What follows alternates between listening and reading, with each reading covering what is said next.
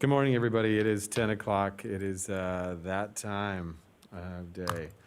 Welcome. This is the regular meeting of the Washoe County Board of Commissioners for September 22nd, 2020. It means we're 9 months, almost 10 months through this wonderful year of 2020. Hopefully we can get through the last two without too many crazy things going on. With that, Madam Clerk, before we jump into that, Madam Vice Chair, will you lead us in the Pledge of Allegiance? I certainly will. Thank you very much. Please join us in a salute to the flag. I pledge allegiance to the flag of the United States of America and to the republic for which it stands, one nation, under God, indivisible, with liberty and justice for all.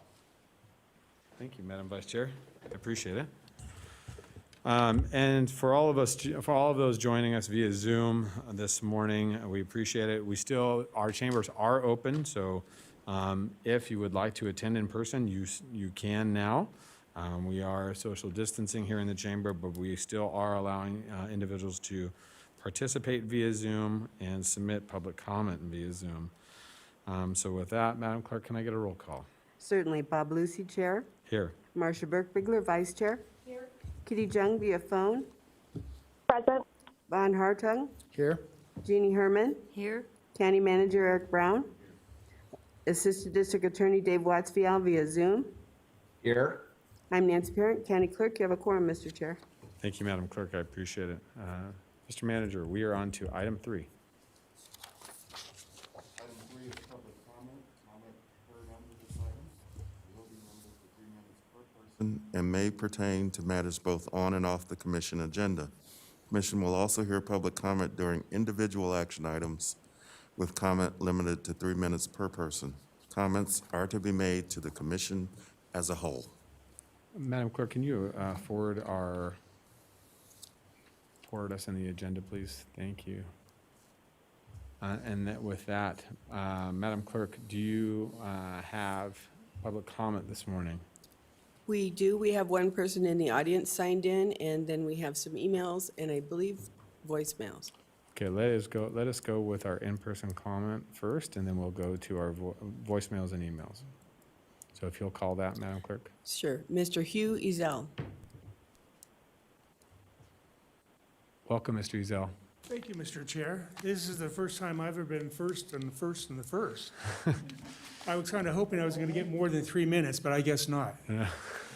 I arrived about a half an hour ago, 45 minutes ago to the building here, and I walked over to the assessor's office and checked in through the front door there and waved at them as I went by, and they waved back, and went past the treasurer's office and I waved at them and they waved back. Then I trotted down to environmental health, and as I went by, I realized they were giving vaccinations out. Went up to environmental health, and their door's open. I didn't go all the way up the stairs, but since the door's open, I figured they were open. Then I trotted back over to community development, and I was gonna say hi to everybody there, but the doors were locked and the lights were off, so I went down the stairs. I was meeting Mr. Vahid downstairs there to get some paperwork from him. And I went past the recorder's office, and there was warm bodies inside there. It looks like you have to call in ahead of time for that one. And then I went past the registrar's office, and you can go in there, and they're seeing people in the registrar's office. And then finally, Mr. Brown's office was open. And I see you're open, too. So I wanted to point out, you can go to Walmart. Walmart's got their doors open. You go in, you can buy stuff. You can go to Titan Electric. These are places I've been in the last couple of weeks. Titan Electric, Reno Hydraulics. I've been to Red Robin. Just about everywhere in the state of Nevada right now is open. You can go in, you can buy something, you sit down, talk to the people, do whatever. As long as you got your mask on, you're golden. Except the building department for Washoe County and the community development department for Washoe County. And I know this is a comment, but well, I'd sure like to know what's going on with them. Are they prima donnas or something? It just doesn't make any sense. I know you can do business with them. You can send them an email and they'll email you back. And you can call them and they'll call you back, but you cannot visit these people. Their offices are closed. And submitting documents by the way, I know you know this, but the building department and community development department are kind of important departments in Washoe County. The public depends on these two departments a lot. No more than registrar or the recorder's office, but they still depend on them. So anyway, it's kind of tough to submit documents or go talk to these people about projects. I happen to be an engineer. Talk about projects when they're staying at home. And I'm thinking to myself, it's probably time for these people to put on some clothes and come to work. And that's my comment. Have a nice day. Thank you, Mr. Rizal. We appreciate it. Madam Clerk? Mr. Chair, have you signed in? Did you want to be public comment? No. Okay, I don't know why I'm signed in there. okay. Then next we have a voicemail from Anne Marie Grant. 9/22/20 County Commissioner meeting, agenda item 3, public comment. I just want to let the community know your salaries. Kitty Jung makes $113,000. That's 79 base plus benefits. Jeannie Herman, 71,000 base, 110 with benefits.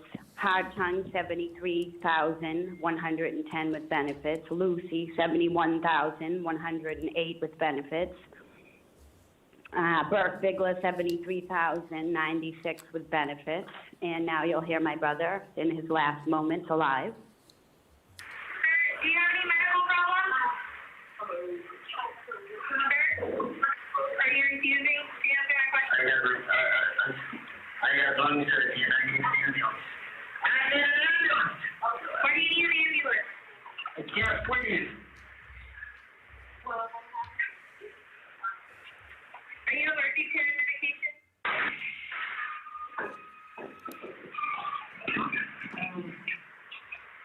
Where's the copy? Payment for. All right. Oh.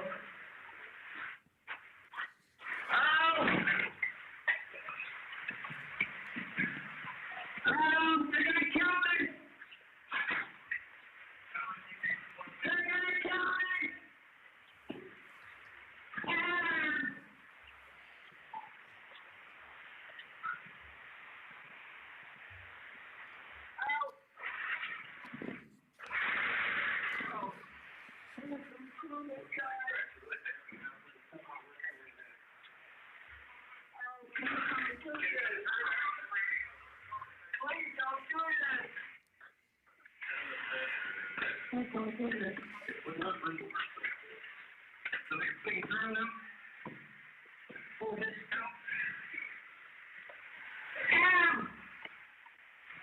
Don't you understand that we're trying not to knock on you? You don't make your leg out, but can't take it off your guard. And moments later, my brother was dead and the deputies were congratulating each other on a job well done. I'd also like to know, since an inmate tested positive for COVID and you have a legal obligation under NRS 211.020, what are you doing to ensure they're safe from sickness and infection? Thank you. Have a lovely day. Next, Mr. Chair, we have an email from Elise Weatherly. Great. Will you please read that into the record? I explained to a homeowners association manager yesterday that God does not drop surprising bombshells on people. He always gives warning, and I saw that with the prophet that went into Grace Community Church, John MacArthur's church. John MacArthur, the millionaire, many months ago, to tell him that what he was doing was wrong. They laughed, the elders or whomever they were, that drug that man out and mocked after he was gone. The next thing you know, John MacArthur has to break the law to keep his church open. The interesting thing is that he is saying that that's the will of God for him to break California's law and have church. What he failed to recognize is that he's not God, so he's not doing God's will. He's doing John MacArthur's will. That's what the warning is this week. Men, you are doing your best to please men, and in doing so are not pleasing God. Stop it, please. Thank you. And next we have an email from Daniel Purdy. Daniel Purdy, brother of Thomas Purdy. My brother was murdered at your county jail. I have sent voicemails, emails, letting you know how I feel, and other community members feel. I think it's about time you start thinking about community members instead of your next election. But I must ask myself, Why would any of you care when I've actually seen you up there laughing at an individual while they were speaking? I find that very disheartening. I can only impress upon you again and again. Please do something to protect your community members from police brutality and making sure the policies that are in place at the jail are followed if they're not, to take swift action to rectify the situation. And that's all the public comment I have under agenda item number 3. Do we have anything on Zoom? Thank you, Madam Clerk. Do we have any? No, seeing none. All right, we will close public comment. And Mr. Manager, we're on to item 4. Item 4 is commissioners and county managers' announcements, reports, and updates to include boards and commission updates, requests for information, or topics for future agendas. All right. Mr. Manager, do you have anything this morning you'd like to share with us? I do, Mr. Chair. I just want to remind the public that today is National Voter Registration Day. So I call our residents' attention to make sure that they are currently registered. They can do that at washocounty.us/voters. October 6th is the last day to register to vote by mail. DMV or other outside agencies, after that time, registration has to be online or in person and must have a current and valid Nevada driver's license or ID card. This is especially important for new residents or students who might not yet have Nevada ID. DMV has added Saturday hours for the new residents only, and these extended hours will allow new residents to get their ID and register to vote before the October 6th deadline. Registrar of Voters Spicula will present to you later this morning on the early voting hours and arrangements, but I thought I would make that announcement. The second announcement, Mr. Chair, is that at our next meeting in October, staff will be providing an update on our CARES Act funding and how we're utilizing that money here in the county. As you may know, we were reimbursed by the state for some of our early incident management team expenses across the region. You should know that although we have submitted expenses to FEMA for reimbursement, those have not been confirmed yet, and there's about a little over $4 million worth of expenses that the county has incurred. So we'll have an update the first week of October. I would say overall, we're in good shape, but we're probably at a point where we're not going to be taking on any additional initiatives, at least until the FEMA situation becomes clarified. So that's it for this morning. Thank you, Mr. Manager. I appreciate it.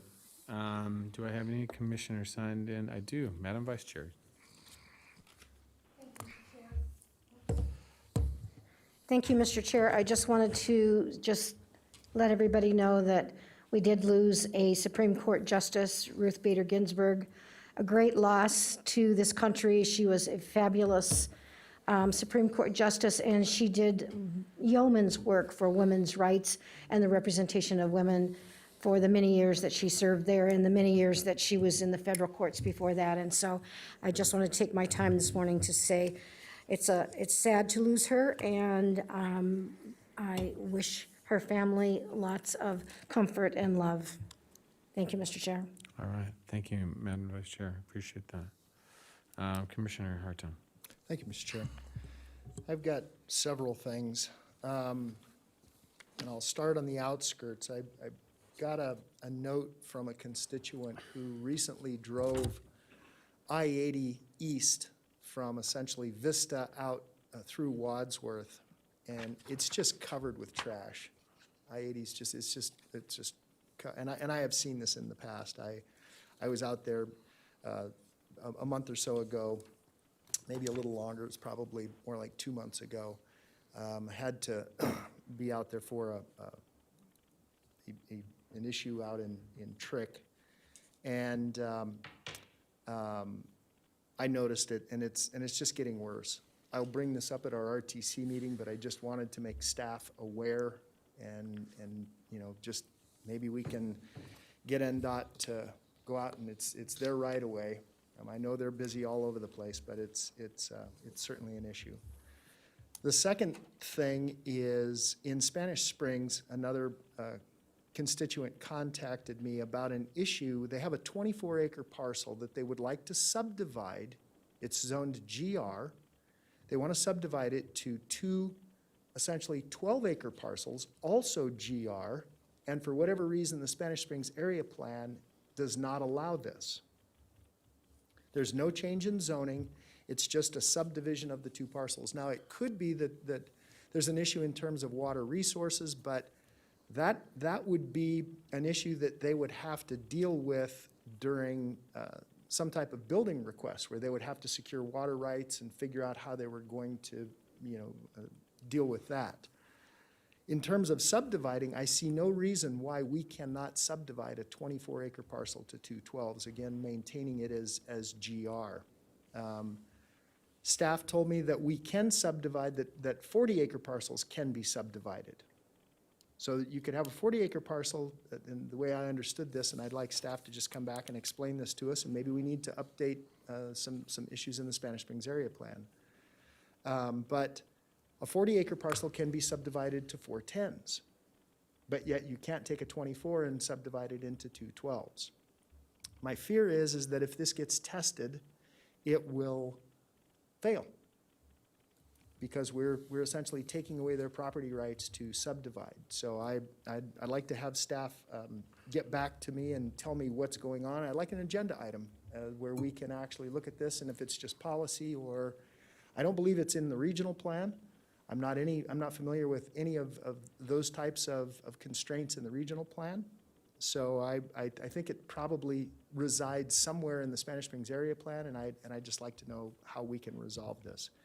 And then the final thing is, and I'll get staff on this again. Had some complaints from a constituent who lives over on Golden Eye, just constant speeding, and we have this everywhere. This is not just on Golden Eye. It's not just in Spanish Springs.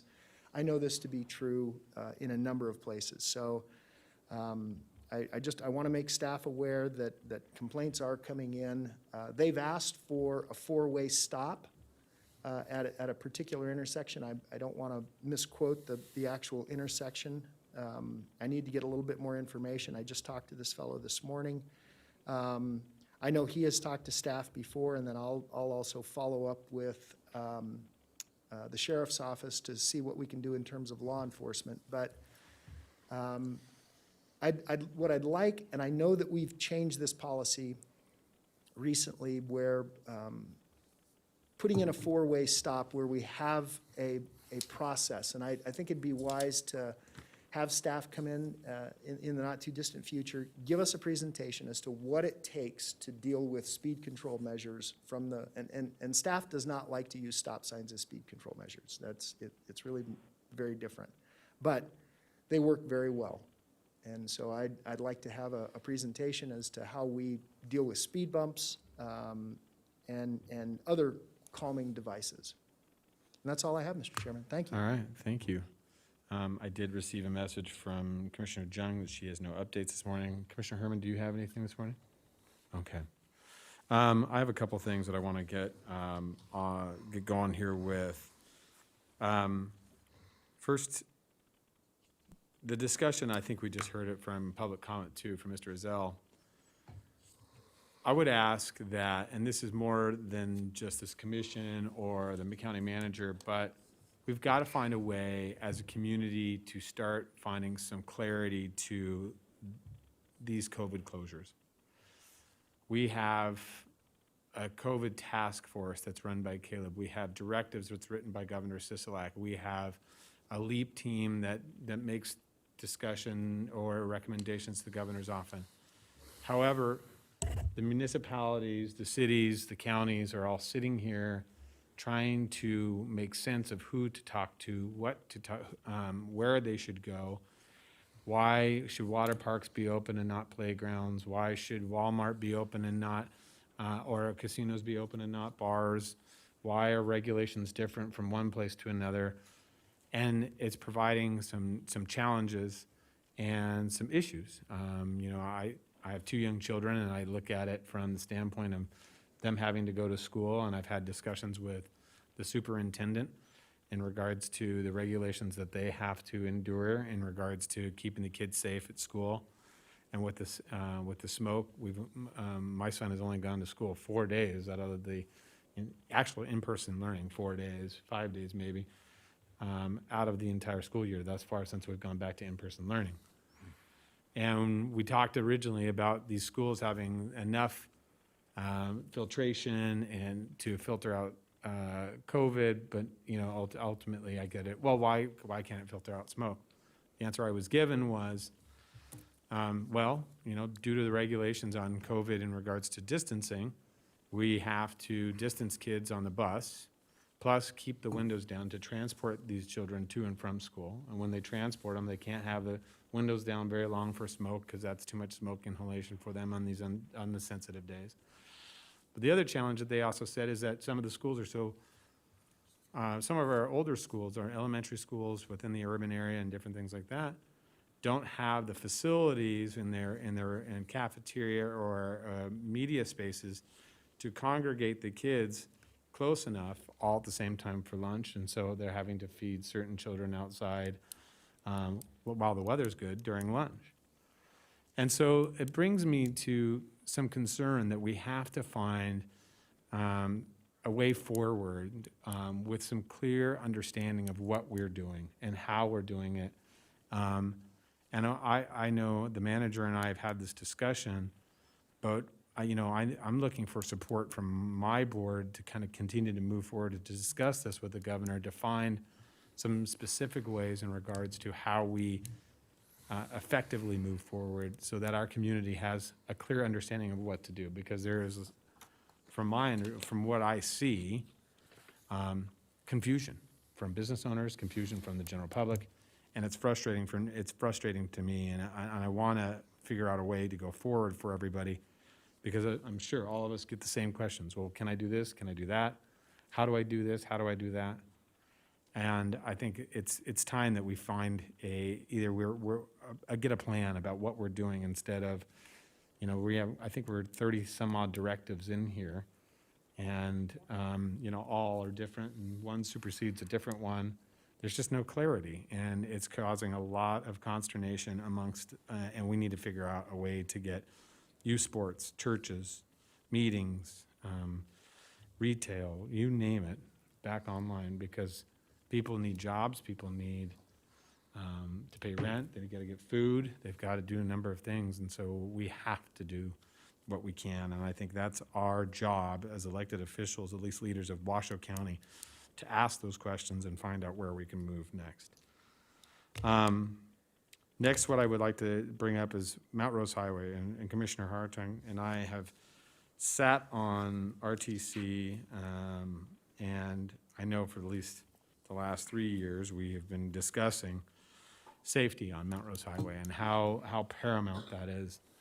Last night, there was another massive accident at Callahan Ranch involving 2 cars and a rollover, and individuals being thrown from their vehicle.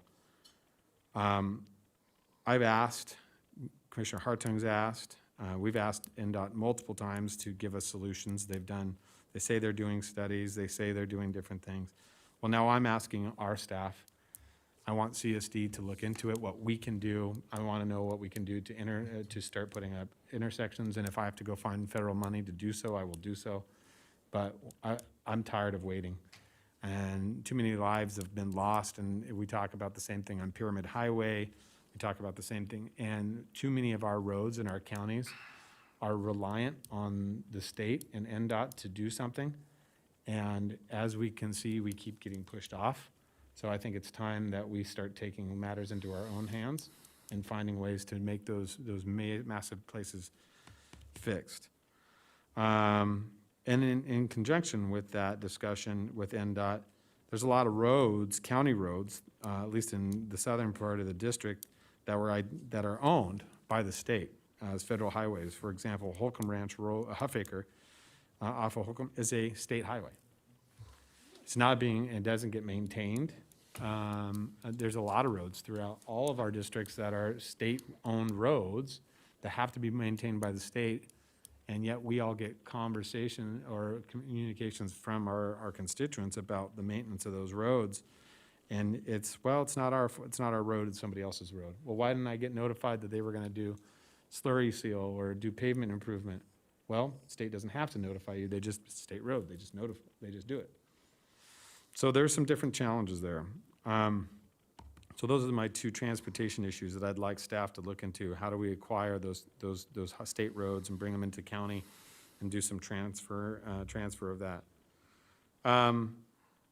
I was contacted from the body art individuals in regards to discussions on piercings. Most of the body art individuals out there can do tattoos on bodies and different things like that.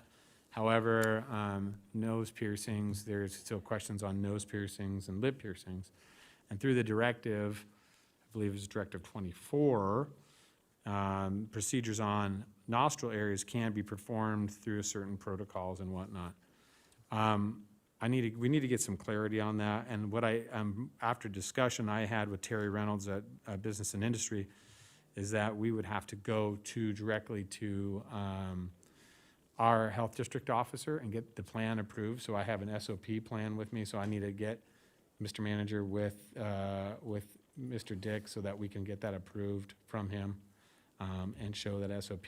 And this is happening, I think, just in our county and Clark County, but I've been contacted enough by these individuals that they'd like to move forward with that, so. And then last, but definitely not least, Commissioner Burkbigler and I were both contacted by an individual that lives in Demonte Ranch, and right next to the new Polikitis Elementary School. And a few weeks ago, individuals were out along Western Skies Road, or the end of Western Skies Road, shooting in what they thought was public land. Most of that land back there is private, but not fenced off.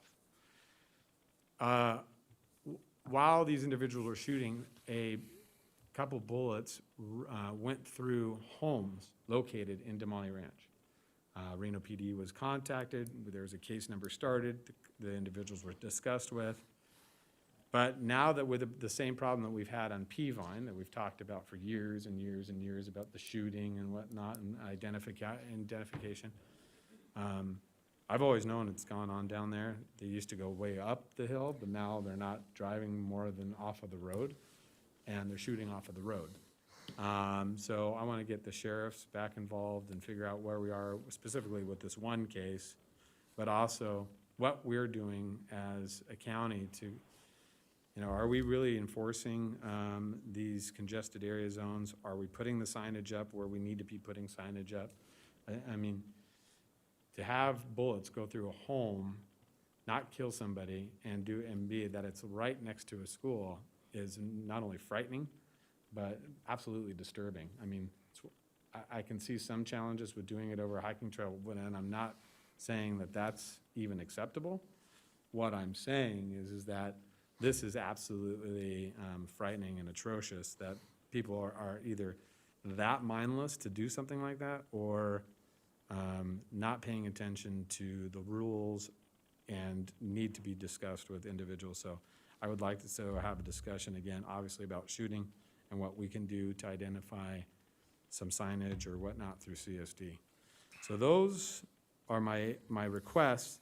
A couple updates. Like yesterday, we did sit for about 7 hours yesterday at the RCVA board and interviewed multiple candidates. We had three candidates that interviewed. It was a very difficult decision, but at the end, Charles Harris was selected yesterday as the top candidate to be negotiated with for RSCVA.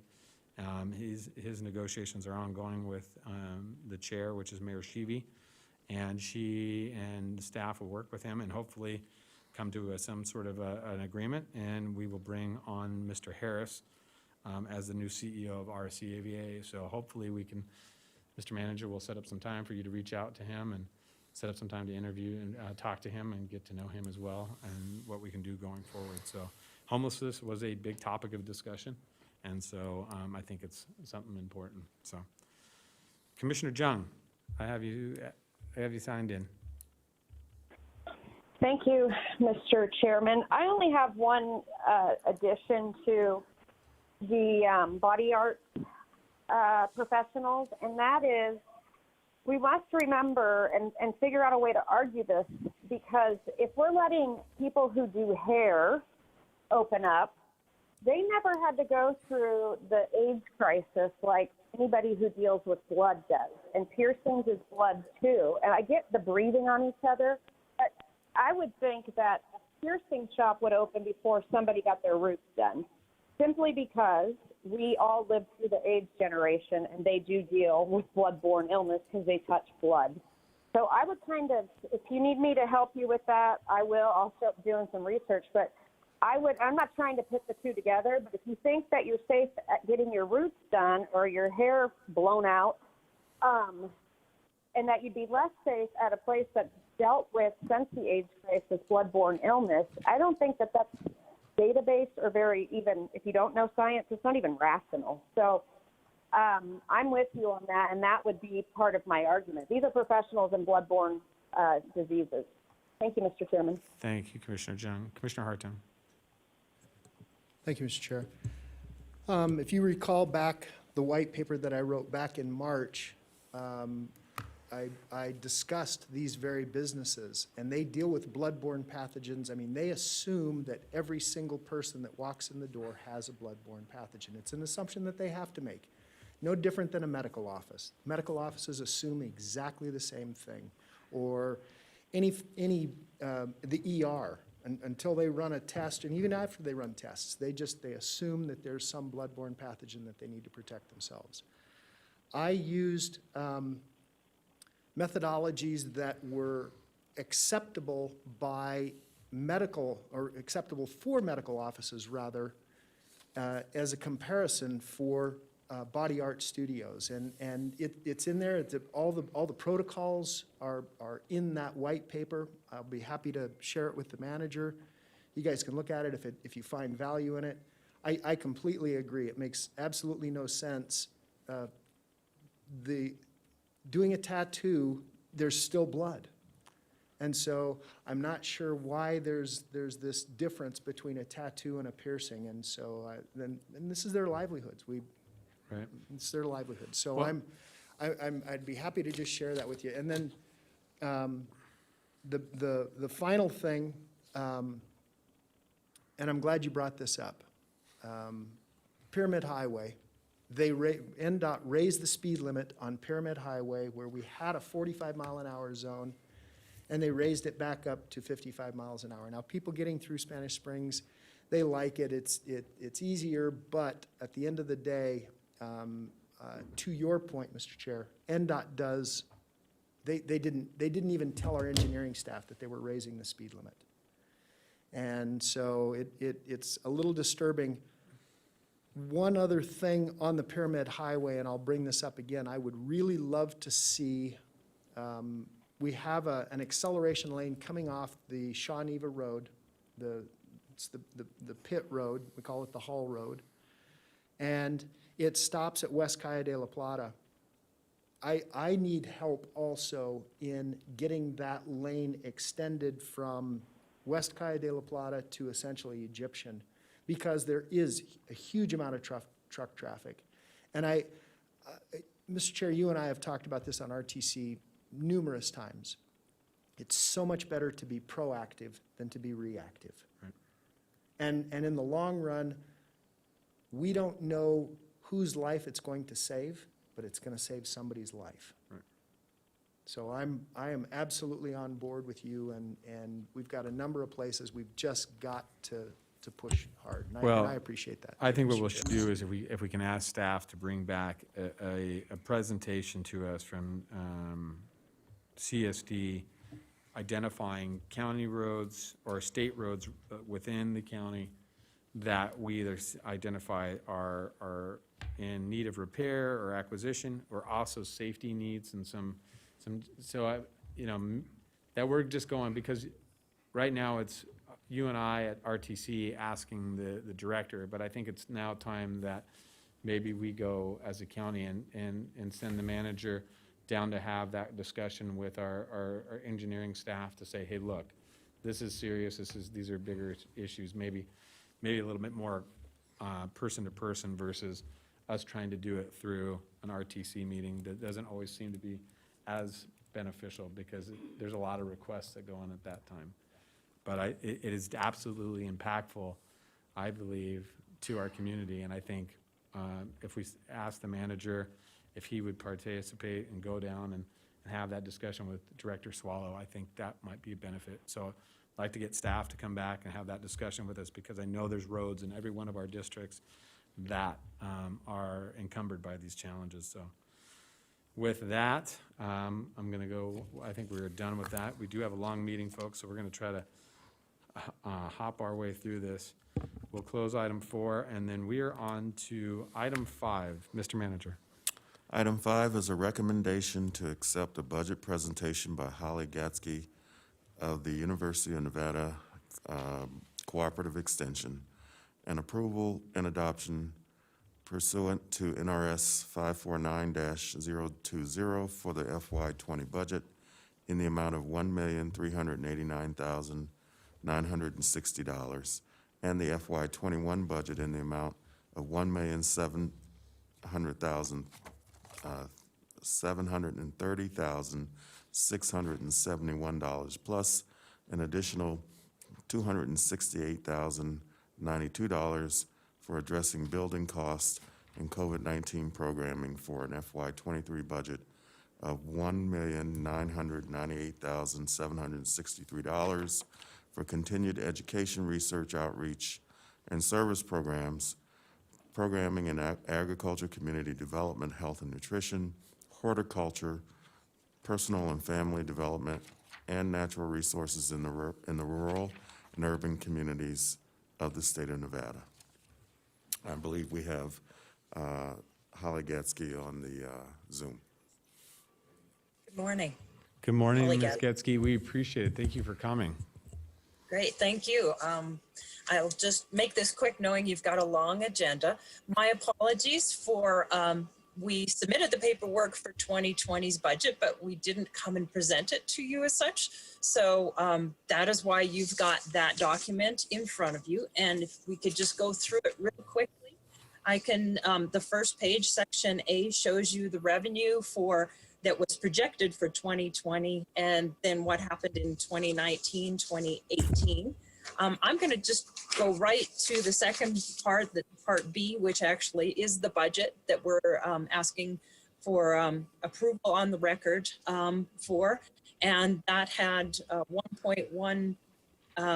just over $1.1 million in personnel costs, $9,400 in travel, $144,000 in operating expenses, $72,000 in overhead expenditures, and it carried a contingency fund of $1.552 million, with a total of $2.942 million for 2020.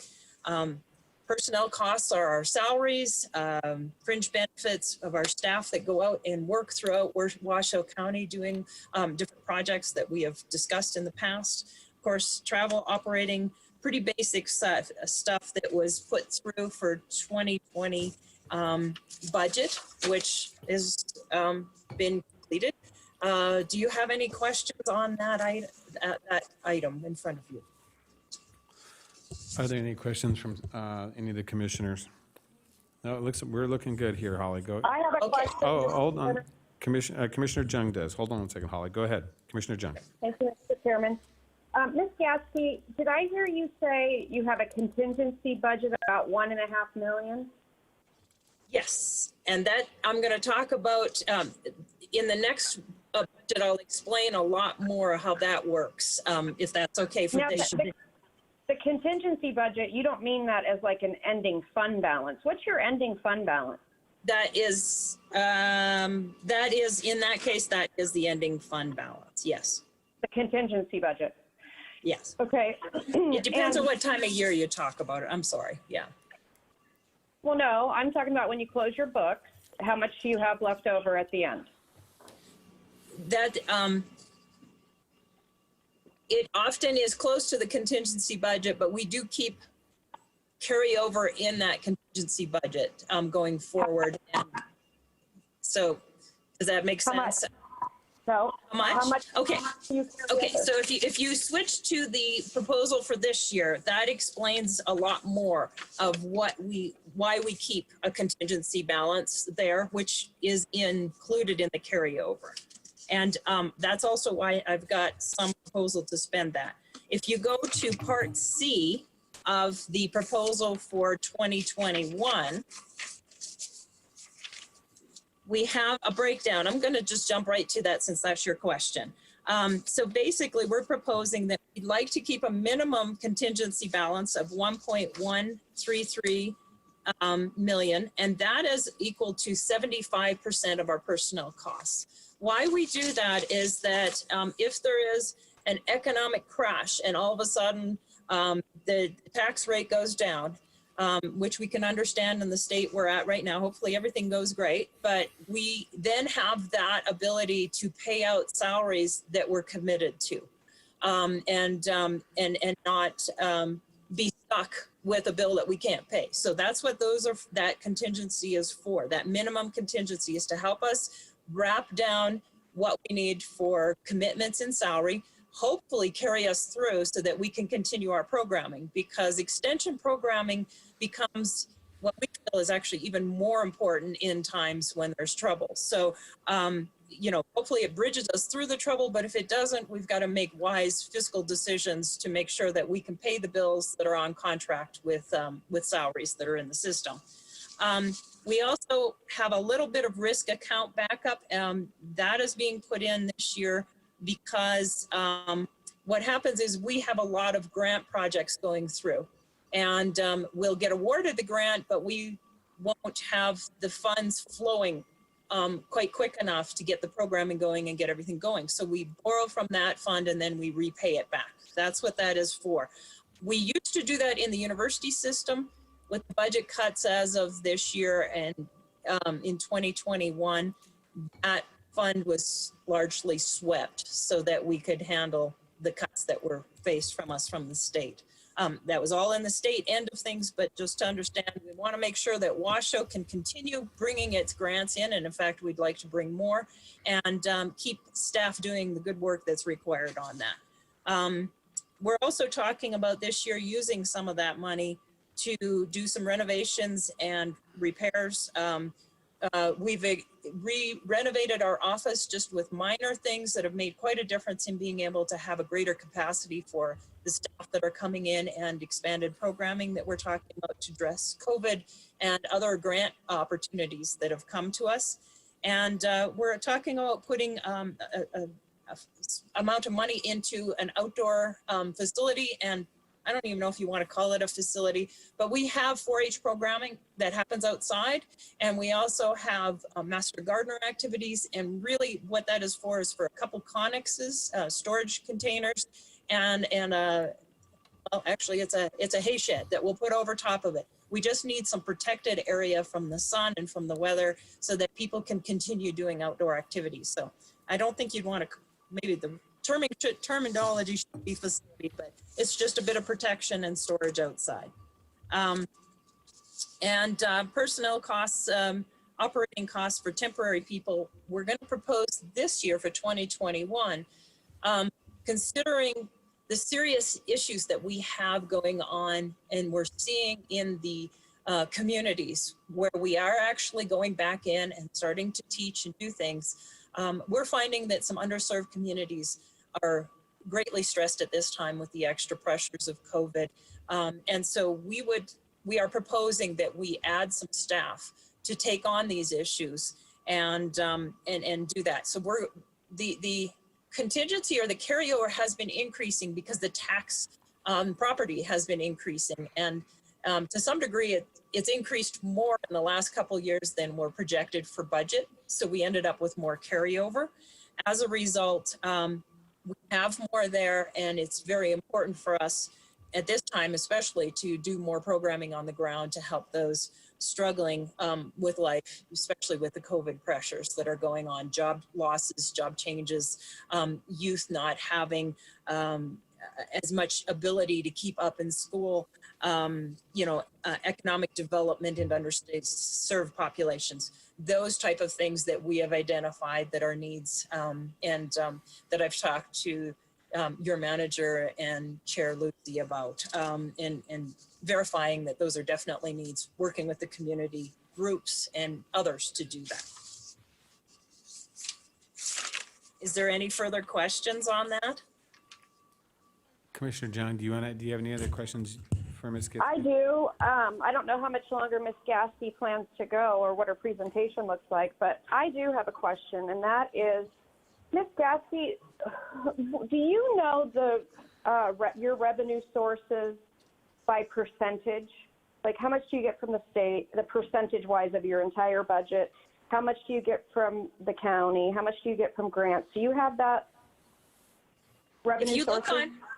If you look on the first page of the document that's submitted for the 2021 budget, the projected revenue, and actually it shows you 2022 actual numbers and 2019 actual numbers. That section A shows you that the revenue from Washoe County is projected to be 1.66 for the fiscal year 2021. The university, and that includes state funds. That also includes our non-grant federal funds. So the federal extension funds and the state contribution comes out to $474,560. And then the grants that we're bringing in add up to 422,277. So I don't have the percentages, but those are the figures that we're projecting. Can I ask you this? Whom do you report to? Do you report to a board, or are we supposed to be the board you report to? Who's your boss? Who's my boss? My boss is Dr. Ivory Lyles, the Director of Extension. But of course, we have a strong partnership with you all because you provide a significant part of our funding, no question about that. Now, we talked about, when I came and presented the programming last January, we did talk about creating an advisory board, which was on the roads of being started when we basically kind of got shut down with COVID. And since then, our focus has been, how do we get programming on the ground? But I need to, and do have serious plans to get that advisory plan going again. We're still working really hard on getting the programming adapted to being on the ground, and that's part of this proposal as well.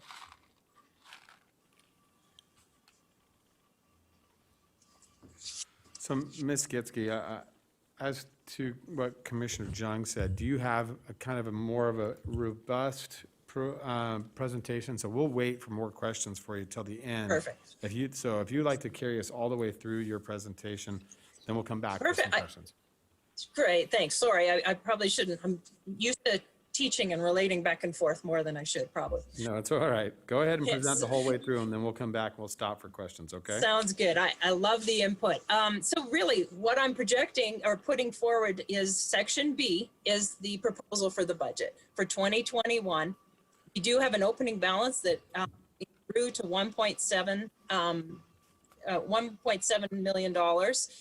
We have a projected revenue of 1.66, and with all sources, that is 3.393 million.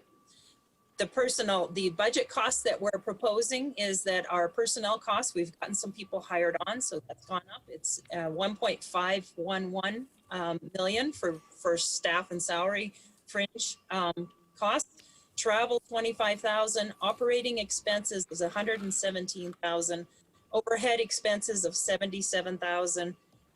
And the contingency fund, we've got that set at the 1.66, which I explained to you how that was broke out in having a minimum contingency to cover salaries, troubled times, a risk account backup, and then some renovation and repairs. Our HVAC system's going in our building, so that's included in that.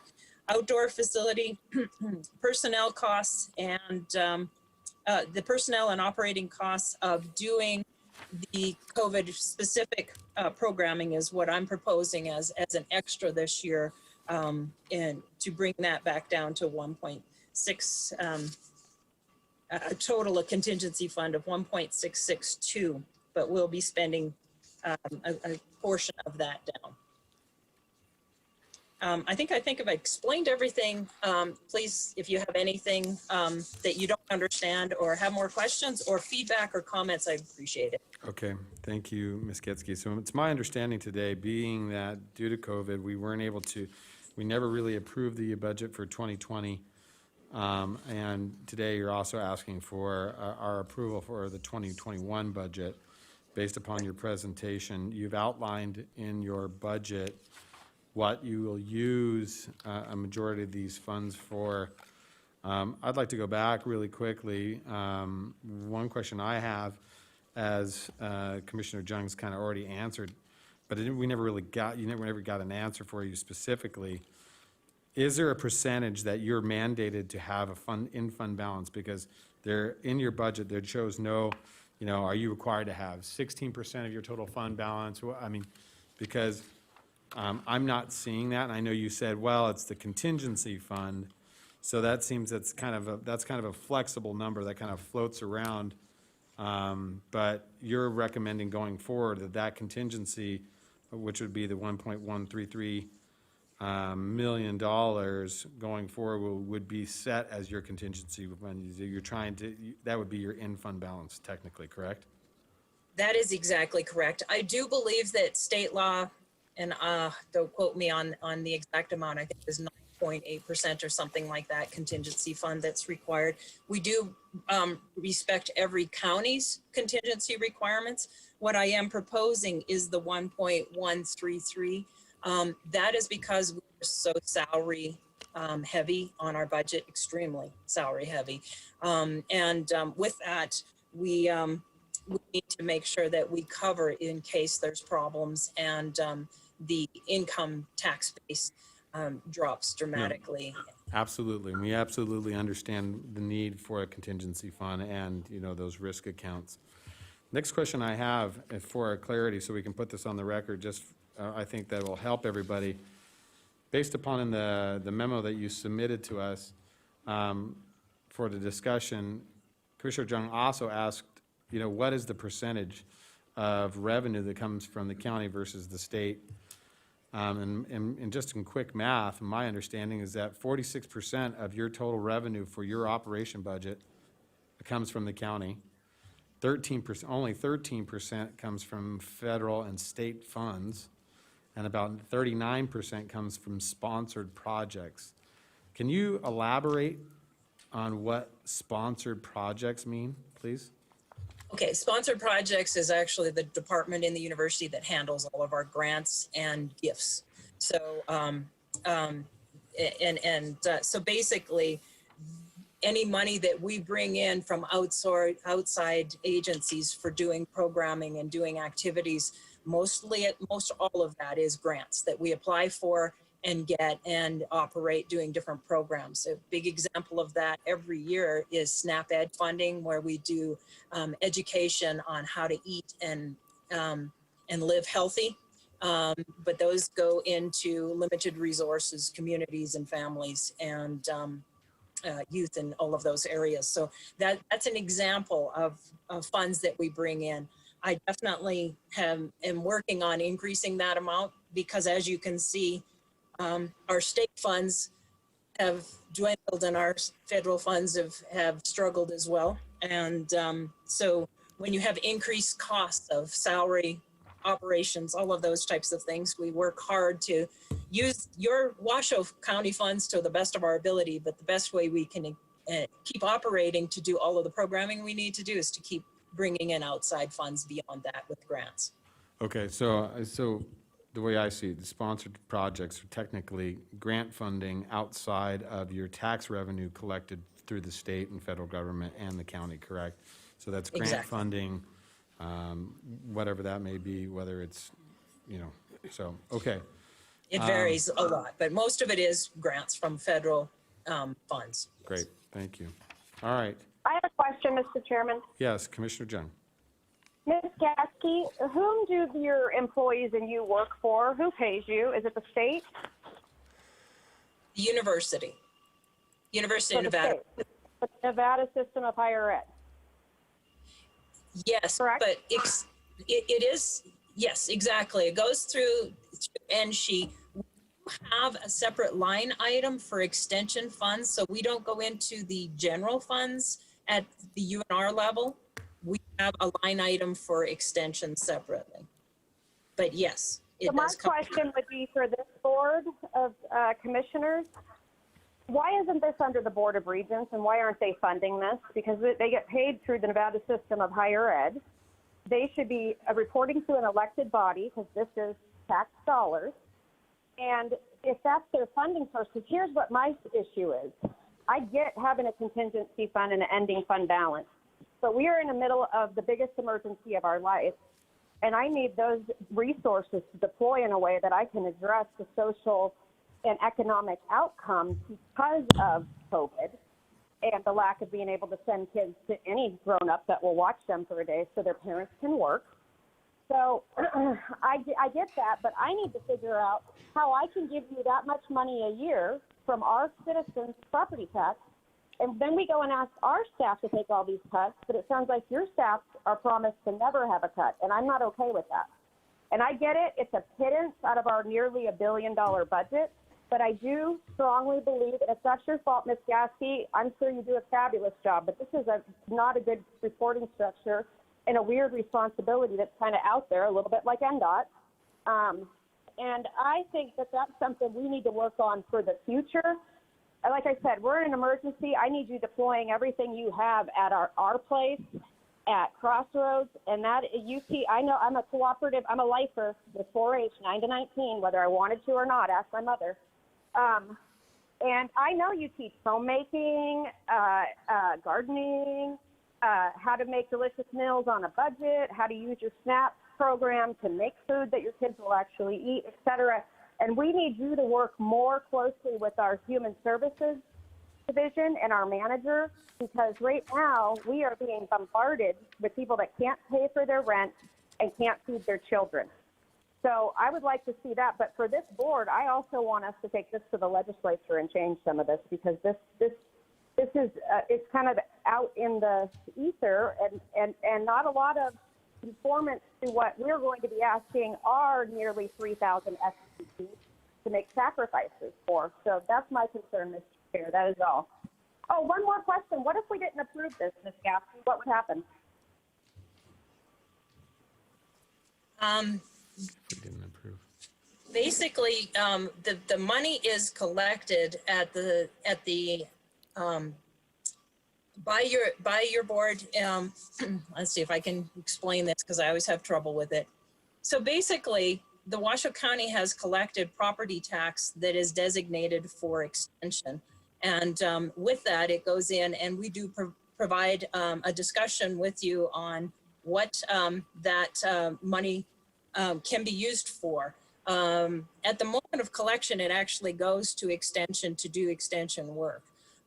So it is very much a partnership that we talk about how this is done. And I'd like to talk further to the point that we actually are really looking at how to help people change their careers, giving them life skill supports. We are very much working with the school district, with nonprofits to help those people on the ground with those struggles that you're talking about exactly.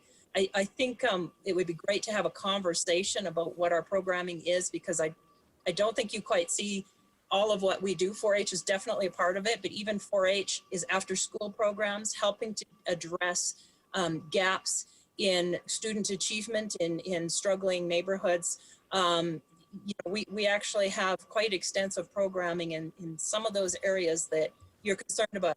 Can we cover it all? No, we certainly can't. Can we adapt and change things to try to deal with COVID? Most definitely. And in fact, I am talking about bringing a proposal to talk about how to adapt our programs even further to make sure that we can cover some of those dire needs that are happening on the ground. So we definitely want to have those conversations. And we are audited by the state annually on how those monies are spent and how they fit, and make sure that we're using county money in every county and that the programming is productive and active. So Commissioner Jung, let me just try to, I guess, make some sense of Ms. Getzke's presentation. But my understanding is that it is in an NRS. As soon as that property tax is collected, she's Ms. Getzke's exactly right, that that money goes directly to them. And whether we approve this budget or not, technically nothing happens. We have no control over that because it's already, that's based in NRS. So I agree with you. The structure is confusing, and ultimately, Dr. Lyles and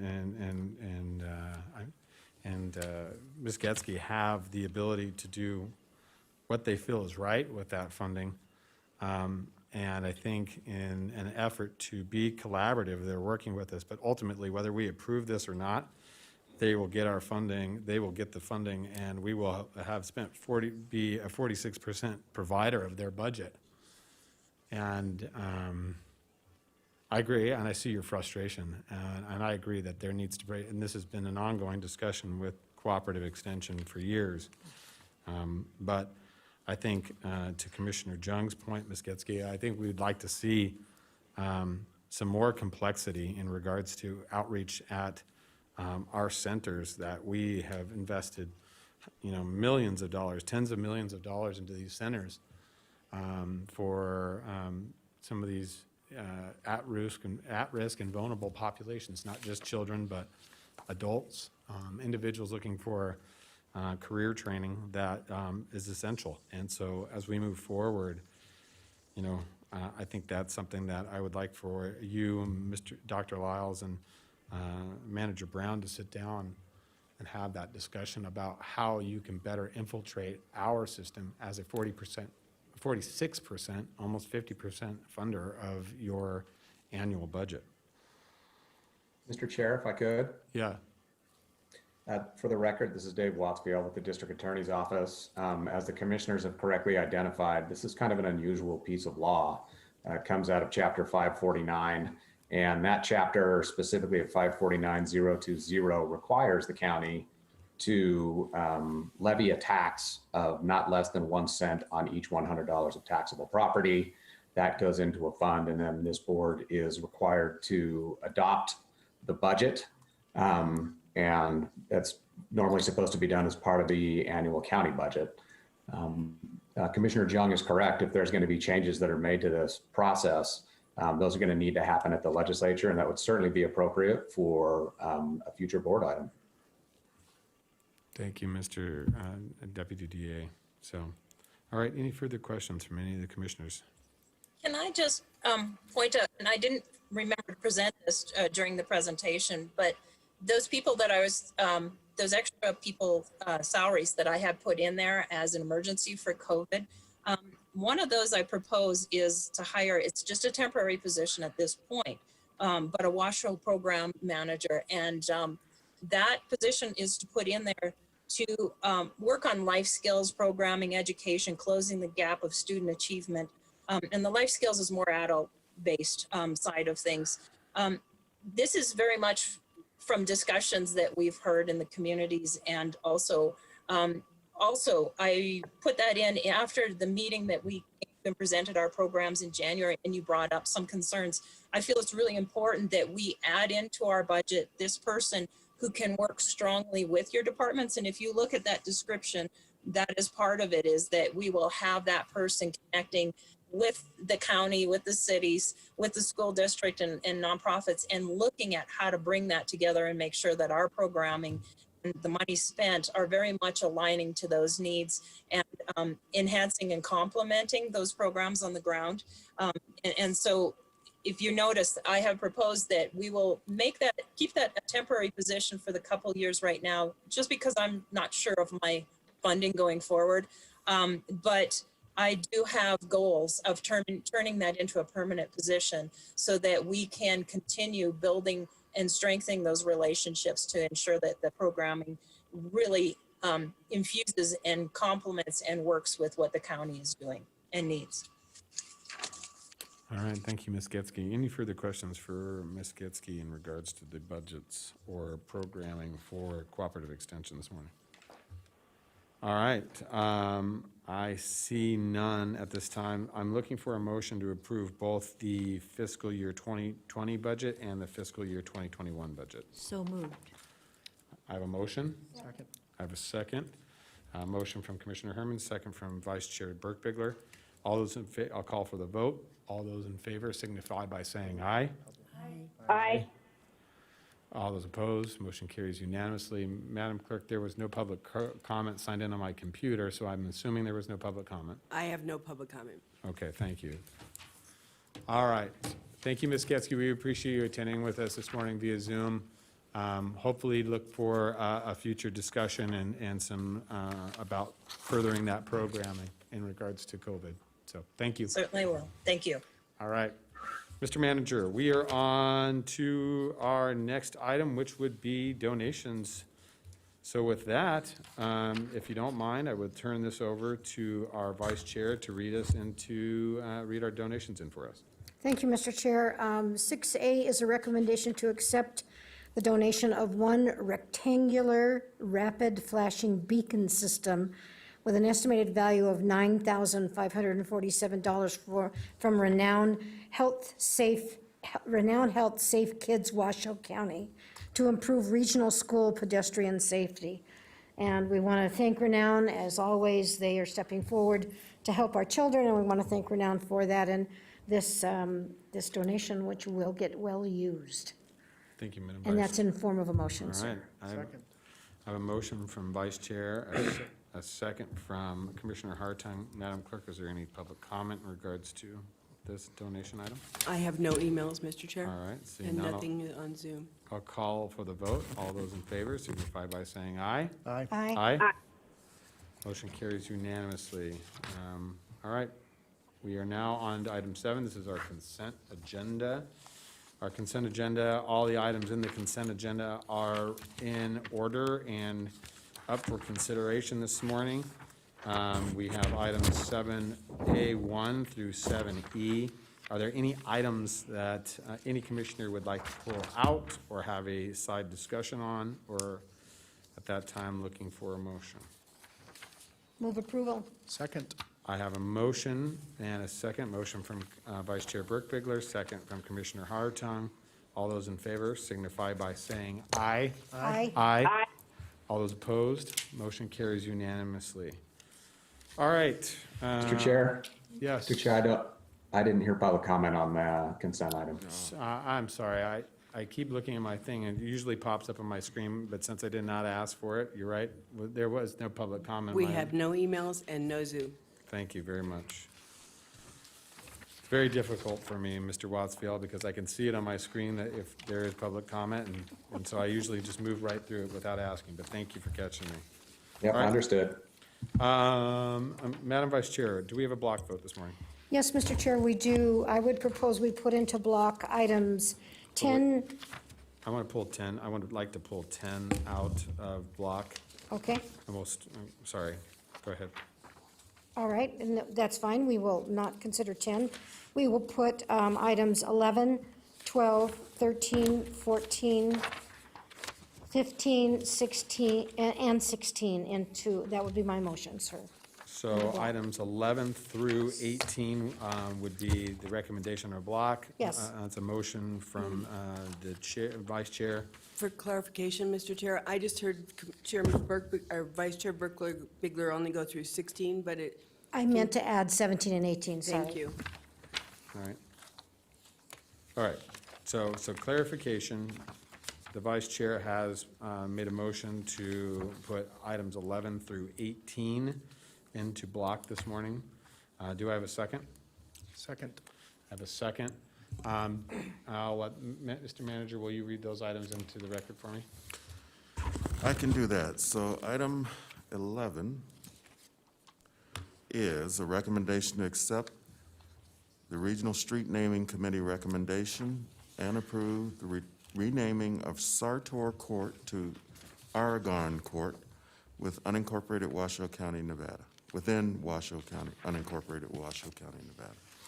Item 12 is a recommendation to authorize the chair to recommend approval of water rights application 89732 to the Nevada State Engineer, proposing to change the point of division and place of use of 3.0 acre-feet of underground water rights previously diverted and placed to use in Washoe County to points of diversion and places of use within Douglas County. Item number 13 is recommendation to approve a professional consulting and services agreement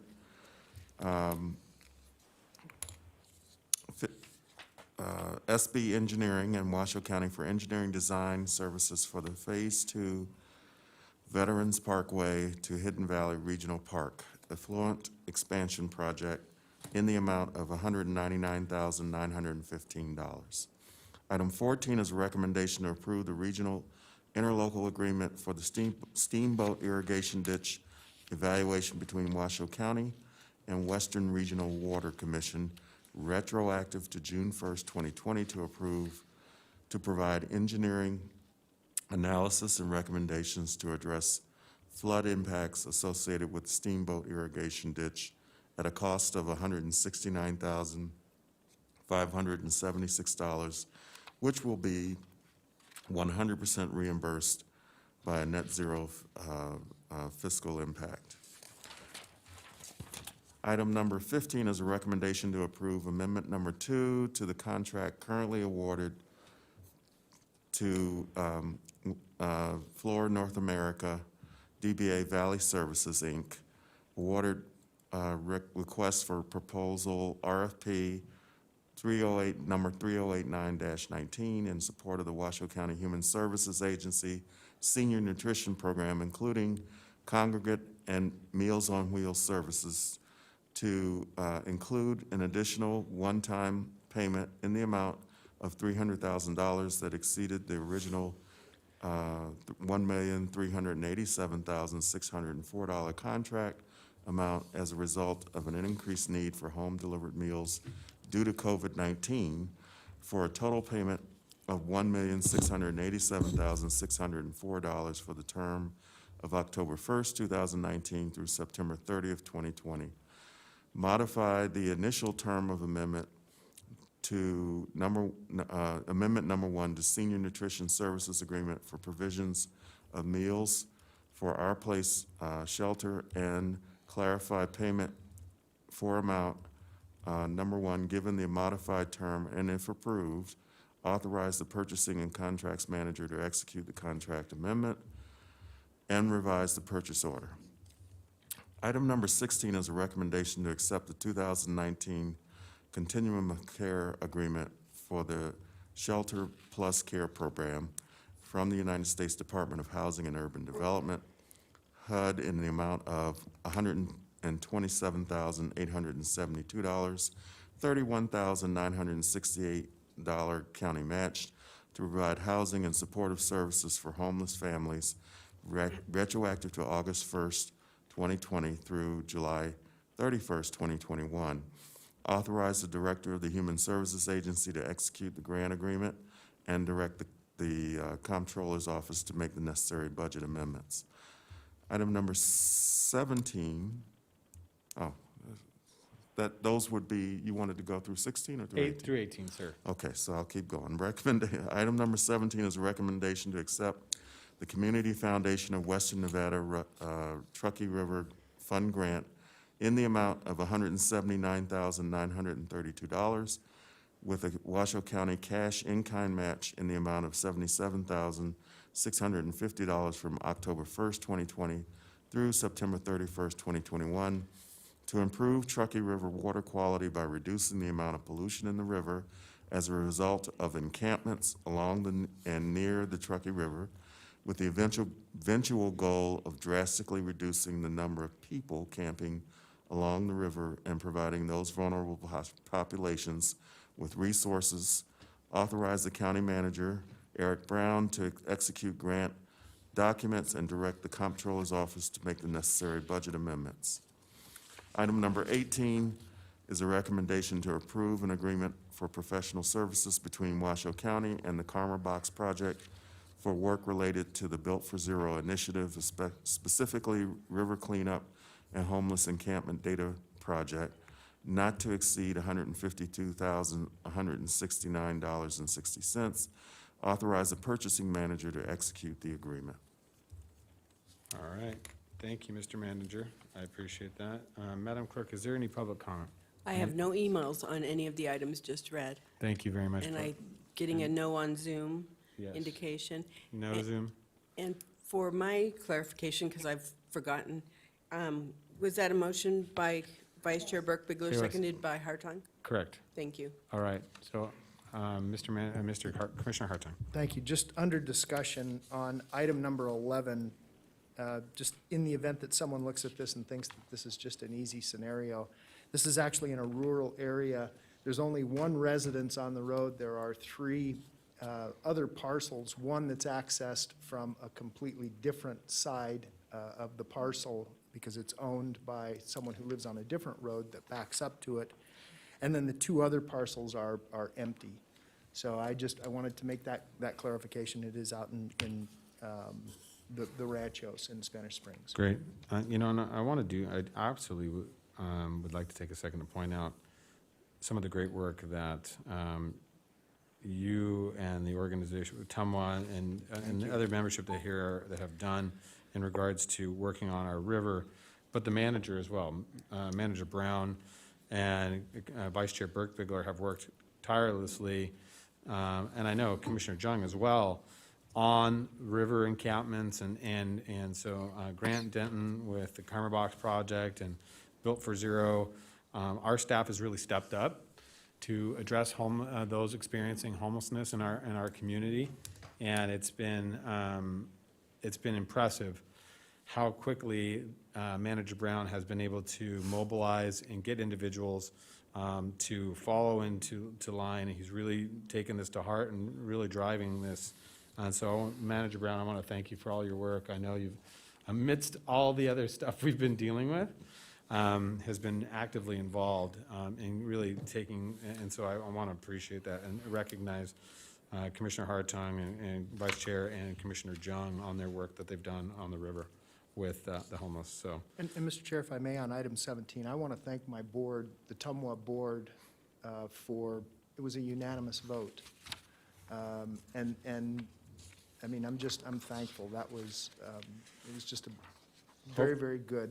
Commissioner Herman and I serve on the Tumwa board, and it was good to see that everybody understood how important it is to keep the river clean and the water quality coming down through the center of the valley. I agree with that. It was an extremely important issue for us. yeah. Well, it is an asset we got to take care of, and I think homelessness is those that are experiencing homelessness especially during this COVID challenge, are helping I mean, these types of things help dramatically. So I do appreciate all the work the county's done. All right. So I have a motion, a second, no public comment. All discussion is closed. At this time, call for the vote. All those in favor signify by saying aye. Aye. Aye. All those opposed?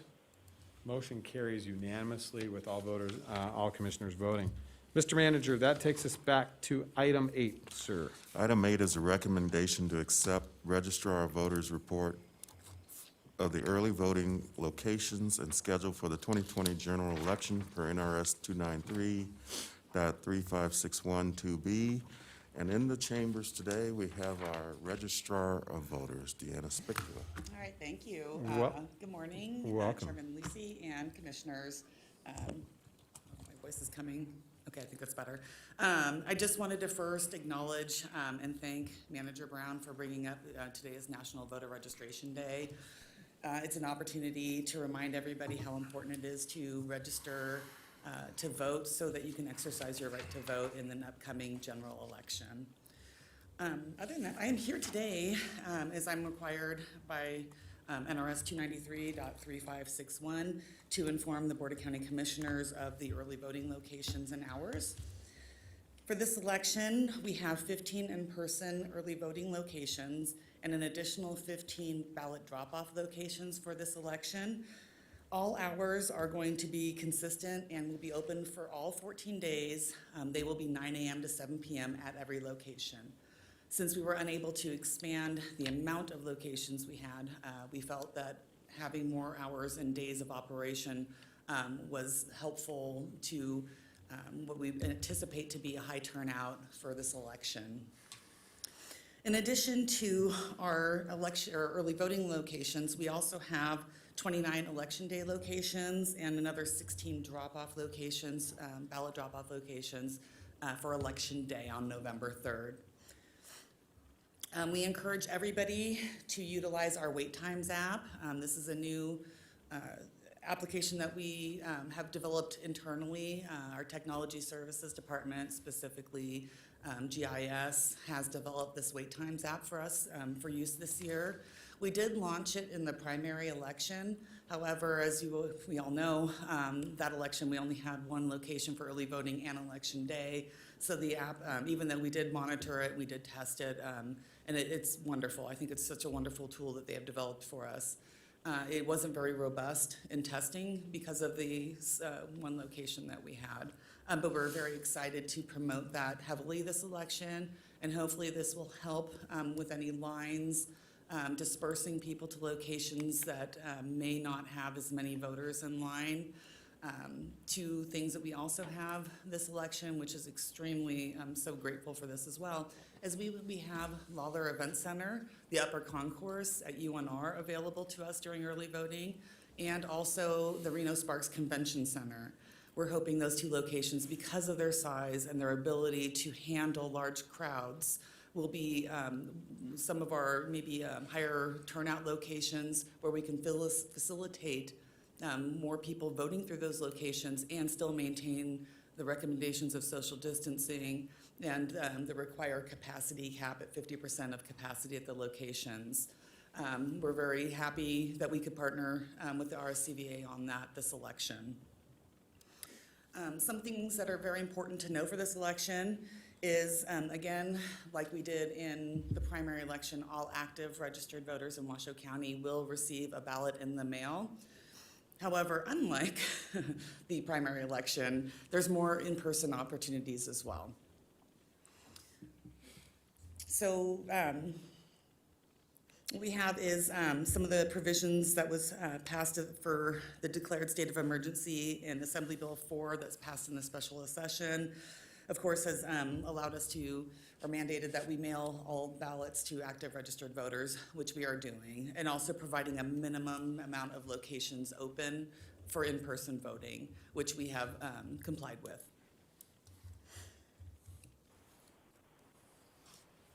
So some of the things that I want to also remind people about our mail-in ballots, they really are a secure way to vote. We have many processes in place to track our ballots to ensure that the ballots that are being mailed are going to the correct voters and that they're being returned by those voters. And we are implementing Ballot Tracks, which is an ability for voters who want to vote by mail and track their ballot through the U.S. Postal Stream can do so. That is now live on our website, and people can go and sign up to receive text, email, or voicemail alerts on where their ballot is. So that's something new that will help voters themselves and our office be able to keep an eye on where ballots are in the system. We also have an internal process where we track that information as well. We track when a ballot is issued, when it is mailed, when it's received by our office, and we'll also be showing if the ballot was challenged for any reason. Of course, we all know I know, you guys don't know, I will tell you, that the most common reason for a ballot to be challenged is that the signature was either missing from the return envelope or the signature miscompared with what we have on file. For that, we have what we call a text-to-cure solution for that, which is you can use on a mobile device or on a computer. That is something that we're hoping, again, will help eligible voters who otherwise would be able to cast that ballot if there's any questions. So we've implemented quite a few new things for this election that we're hoping will enfranchise voters, and so that we can get every eligible ballot and every eligible vote to be cast on Election Day. There's also many options to return mail-in ballots. If you receive one, you of course can use the postal system, as we just described, that you can track your ballot to, so you can verify where your ballot is during that the transactions with the U.S. Postal Service. However, you can, once you receive your ballot, if you would prefer to drop it off at our office, we will accept them at our office. And then during early voting and on Election Day, all of our early voting locations and Election Day locations, plus all of the drop-off locations, will accept your ballot. When you drop your ballot off at any of those locations, it will be scanned in, and that is a chain of custody that we will keep. So when those people do return, or so when we have our staff members return those ballots to our office, every day, they will be returned every night after early voting, and then of course, finally, at the end of Election Day, will be returned to our office, where we will verify that the amount that were scanned in at the location is the amount that we received in our office. And then we will have a secure location in our office to be able to secure those ballots until we're able to open and start counting the ballots. All of our drop-off locations will also be staffed. These are not just ballot drop-off locations where people can just put it in a box and walk away. They certainly can hand over their ballot, but we will be, again, scanning those ballots in. They are manned stations, and so we have a track of what was returned at that ballot drop-off location and what we receive in our office. The ballot tracks. So the other thing I just wanted to bring up with our with this election, of course, it's been very different. Everything's been different most of this year. Is we're also working with our health and safety precautions. We are documenting that and making sure that all of our poll workers, and we'll be posting that on our website, are informed of all of the necessary requirements to maintain social distancing and all the sanitation and those safety precautions that we have in place to protect them and the public. So in-person voting, again, we're following the state and local directives, and we're providing for social distancing at all of our locations with the machines and the intake stations, and also with our lines. So we have somebody who will monitor our lines. We have some signage that will be placed out so people know what the 6-foot distancing is when they're out in line at a location. We'll also be doing temperature scans as people enter the facility. Of course, requiring masks, and our poll workers will also be required to wear masks or face shields or both, depending on their comfort level. We have hand sanitizing stations as voters come into the location and as they go out. We are disinfecting. We have a disinfecting procedure for intake stations and all the voting equipment between each voter who signs in and uses one of our voting machines. With that, I'm open for questions if anybody has Thank you, Ms. a question Picula. I have not answered. Thank you, Ms. Picula. We appreciate it. Are there any commissioners that have any questions for Ms. Picula? All right. Commissioner Jung, do you have anything this morning? Oh, just to tell Ms. Picula and Mr. Manager Brown, who I believe together did a great job for a wacky primary. Thank you, both of you. Ms. Fiscal has been doing this forever, but 2020 has been, we are all newborns. So I think they both have done a great job. And any way I can support, Mr. Chair, please let me know, and staff and manager. Thank you. Thank you, Commissioner John. All right, thank you. We appreciate the report. And so, Madam Clerk, is there any public comment signed in? I have no one signed in. All right, seeing no public comment, I have nobody on Zoom wishing to speak at this time. I would just say, make sure that you are ready for voting. Make sure that you've updated your voting registration with the Secretary of State. Make sure that that's ready to go, and so that when you get your sample ballots, that we're mailing them to the right address and people know exactly who they're voting for. So we appreciate it, Ms. Spicula, and so with. Was it Commissioner Hartung? I do have a question. He did have a question. Yeah, Ms. Spicula, when are, I've heard that you're going to send out ballots this week. Yes, mail-in ballots will be mailed on, they'll start going out on September 24th. Our sample ballot, we will have our electronic version on our website earlier than we'll get the actual printed version Okay. to every voter. We right now have the informational portion available and a PDF of I guess the candidates and contests. It looks similar to what you receive in your mail-in ballot. Okay. Those are available, but we will be launching the electronic sample ballot as soon as our vendor finishes. We need to just do a little bit of testing to make sure that the right ballot is appearing for every voter. Once that is, once we do that testing, we'll be able to go live with that electronic sample ballot. My question really goes back to the questions. Yes. And the pros and cons. Yes. The yes and no, the for and against questions. Those who have written the for and the opposition. So is that all, that's all done? So for the statewide questions, yes, those are also posted on our website at this time. However, we're still working on the county, Washington County I'm talking 1 and about the 2 for local Warm ones, Springs yeah. Valley. That should be completed by the end of this week. Okay, all right, that's all I wanted to know. Thank you. And Ms. Spicula, this kind of does spur a question for me. So if we're going to start mailing ballots at the end of this week, after we've completed the county questions and everything's ready to go, if somebody registers between now or by the time you started mailing the sample ballots up to Election Day, do they get a sample ballot? I mean, if they elect to get one via mail, how does that work? So what we will have, and let me get my schedule real quick, because I have some dates on that. So if somebody registers, we have some close of registration deadlines.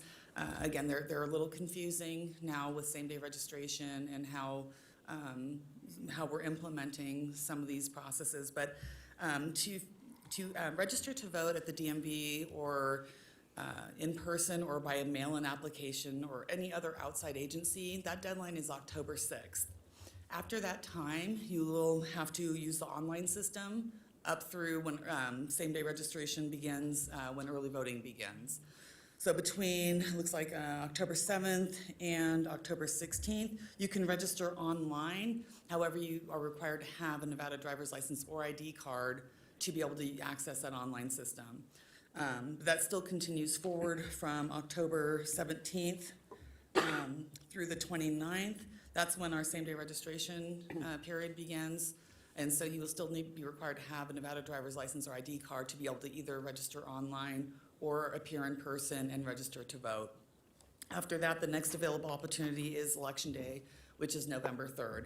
At that point, you are required to go in person to register to vote. The online option will be unavailable after the 30th. I'm sorry, after the 29th.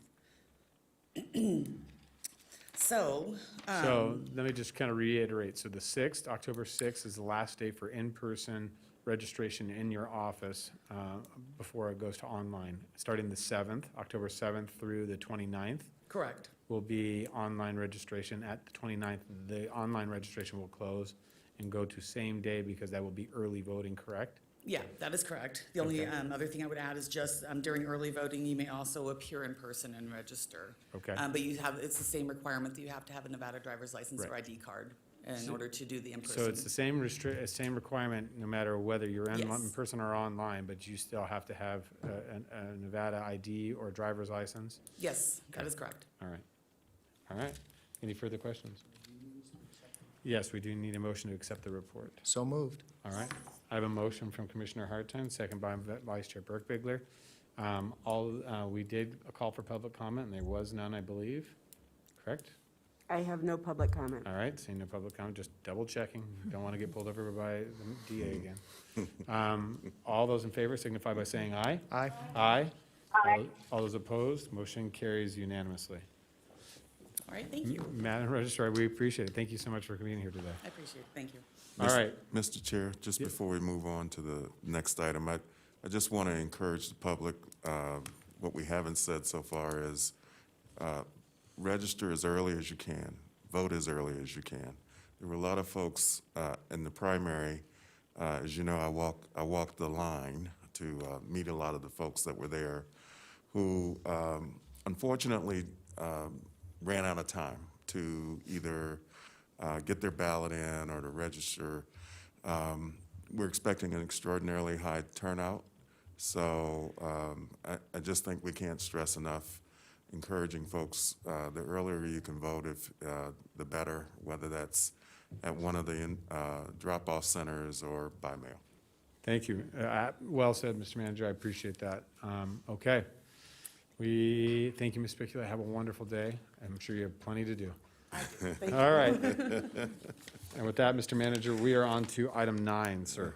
Okay, item number 9 is a recommendation to uphold the determination made by the Purchasing and Contracts Manager on August 18th, 2020, to reject the appeal of request for proposals 3129-20, investment services by PFM Asset Management LLC.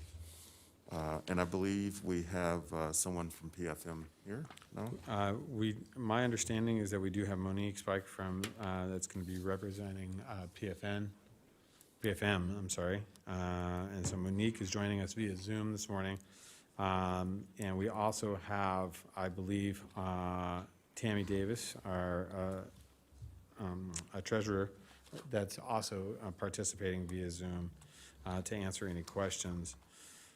This is an appeal of the process for a request for proposals in which that did not go on the way of PFM, who's been our representative for investment services. So with that, as we usually do with appeals, we'll allow PFM. Monique, good morning. We can see you. Good morning. We allow 10 minutes on appeals to make the case for your appeal, and then we'll have a discussion about that. So, Monique, the floor is yours. All right, great. Thank you, Mr. Chair, and thank you, commissioners, for allowing us the space. As my name is Monique Spike, I'm a managing director of PFM. PFM is the national leader in managing public funds across America. We manage or advise on $159 billion in public sector assets, including $13 billion for 59 counties and nearly $1 billion in the state of Nevada. We've had the privilege of serving and collaborating with the county for the past 15 years, and have been together through many up and down cycles in the market, as well as recessions, credit crisis, and of course the current pandemic. Through these challenges, we have kept the county's assets safe and delivered exceptional returns. We hope that we have exceeded the county's expectations in developing and implementing an investment program focused on serving your long-term investment objectives. So again, I thank you for the consideration of our appeal. What we are requesting with the appeal is that the county either honor the first notice of recommendation to award a letter which was dated July 22nd, which actually named PFM as the winning bidder, and or reject all of the proposals received. For some background, PFM received that intent to award on July 22nd, which of course named PFM as the best responsive and responsible option. It wasn't until July 29th, which was 6 days after that notice to award, that through our correspondence with the county, that we were informed that there was a revised revision to award, which the county's procurement department posted on July 29th. When we spoke to the procurement department informed PFM that we did receive the highest technical score for the proposal, and that we were in fact, head and shoulders above the other proposers. And we take that to mean that by receiving the highest technical score, we were the highest qualified bidder. The purchasing department also informed PFM that it was our cost score which impacted our total score, which resulted in the revision. With that said, I want to share the basis for our appeal, and I will share my screen for the ease of the discussion.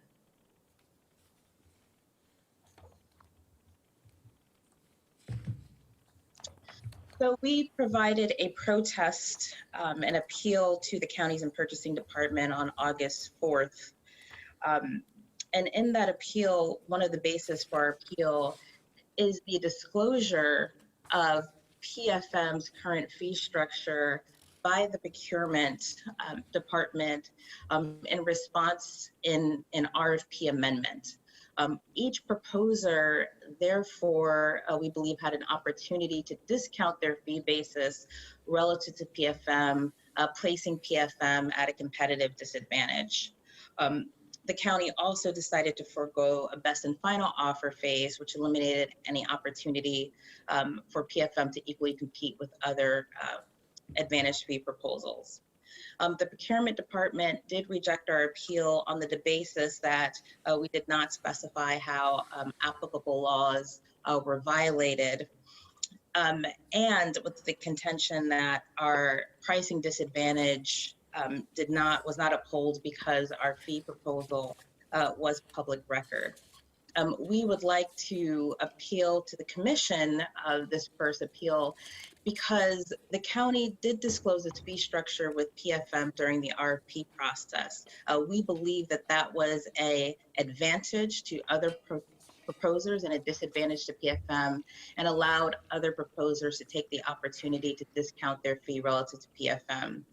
We did state in our appeal letter that we believe that our appeal was grounded in the law, in the local purchasing law, NRS 332.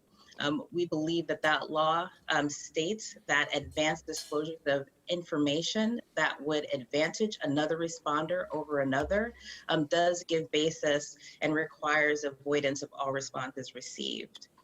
We do believe we were unfairly disadvantaged, and we also note that the statute regarding advanced disclosures in the local purchasing law does not make any distinction between public information. As a matter of fact, the law references proprietary information or any other information. And therefore, we believe that the disclosure, advanced disclosure of our fee schedule to other respondents gave them the ability to discount their fee basis relative to PFM, giving them an advantage and putting PFM at a disadvantage. The other basis of our appeal, which we would like to discuss with the commission, relates to our cost proposal. As mentioned, PFM did receive the highest technical score in the proposals, which in our view, again, makes PFM the most qualified bidder and most qualified proposers. The commission's investment policy and the county's investment management plan focuses foremost on safety and liquidity. In this turbulent time when there's a lot of uncertainty, you know, PFM having the highest technical score, most qualified bidder, of course, meets those safety and liquidity objectives of the policy. With regard to the cost proposal, we believe that investment management costs should be considered in the context of performance track record.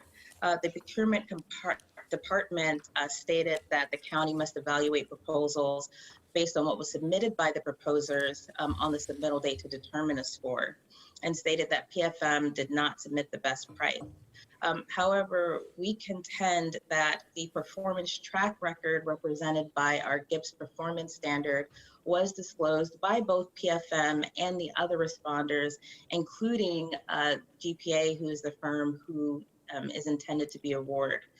When seeking investment management services, there are many low-cost investment providers, and investment services are meant to provide a rate of return, and that rate of return can be evaluated by the investor's track record, and that's the performance track record, which again was provided with the proposals. If, for example, our fee basis difference between PFM and the intended awardant GPA was approximately 1 basis point. If you saw performance track records which showed absolute outperformance by 20 or more basis points, that is significant, particularly when you consider the size of the county's proposals, where performance differences of that much amount to millions of dollars per year. Now, PFM's cost proposal in our appeal to the commission did state that although we were continuing or proposing to continue to serve the county under the current fee structure, we would consider any compensation structure that the county and the board feel would provide fair value. We do not believe this concession was considered in the evaluation of our cost proposal, and we believe that should have formed part of the evaluation. Most importantly, again, the performance track records provided by PFM and GPA, again, during the proposals showed that PFM strategy represented by the performance track record is expected to provide significant incremental return on investment, greatly outweighing our slightly higher fees relative to GPA. And again, our contention is when considering investment management services, costs should be considered in the context of the ability to provide expected return, which is represented in some part by the performance track record.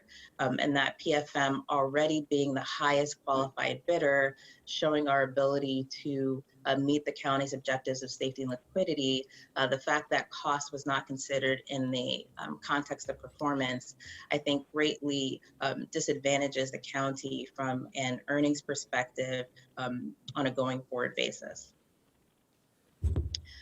Other things with regard to our basis of appeal, we do believe that we've been disadvantaged during this appeal process. The county's procurement procedures state that they would stay any award actions until after an appeal was decided by the procurement manager, and the county did have action or proposed action in the investment committee meeting on in August. Again, we have proudly served the county for 15 years. We received the highest technical score, which we believe makes us the most qualified bidder. We do request that the commission consider this appeal, reject all proposers, and allow PFM to continue. And we do have that performance review as an appendix if there are questions about that. Thank you, Monique. Thank you, Monique. We do appreciate your discussion this morning.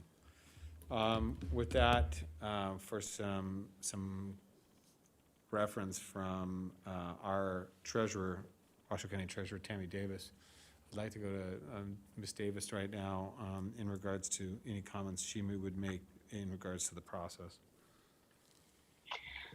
Good morning. This is Tammy Davis, Washoe County Treasurer, and I just want to make sure you can hear me. We can, Ms. Davis. Thank you. Okay, thank you. I just have some very brief comments related to the process. Government Finance Officers Association does provide best practices for procuring financial services. Part of those best practices includes regular competition for those procurements, which is, we were following that best practice when we went out for this RFP. They recommend that we review our contracts for financial services every 5 years and use a competitive process for the procurement of those services. Again, that is what we did when we used this RFP process. We followed the established RFP process and worked closely with our purchasing department. I'm not necessarily the person to speak to that process because it was done through purchasing, and I believe they've covered that in their staff report, so that's not something I necessarily want to comment on. But in going through this process, we definitely wanted to go in with an open mind. We have enjoyed our relationship with PFM, and it didn't indicate in any way that we were not happy with their services, but we do think it's important to follow these best practices and recommendations from this national association that helps all government agencies, make sure they're doing the right processes along the way. As part of their best practice, they also note that having a regular schedule for these competitive bids is important. It helps reduce the risk of a government becoming too reliant on one vendor. And that's not intended to read anything into it. It's just part of, what we went through during this process. It was an evaluation committee that went through and scored. No one person decided these things. I felt it was a full and effective process. And I think that's all, without speaking to the process itself, which again, I said, I think the purchasing manager is probably more appropriate for that.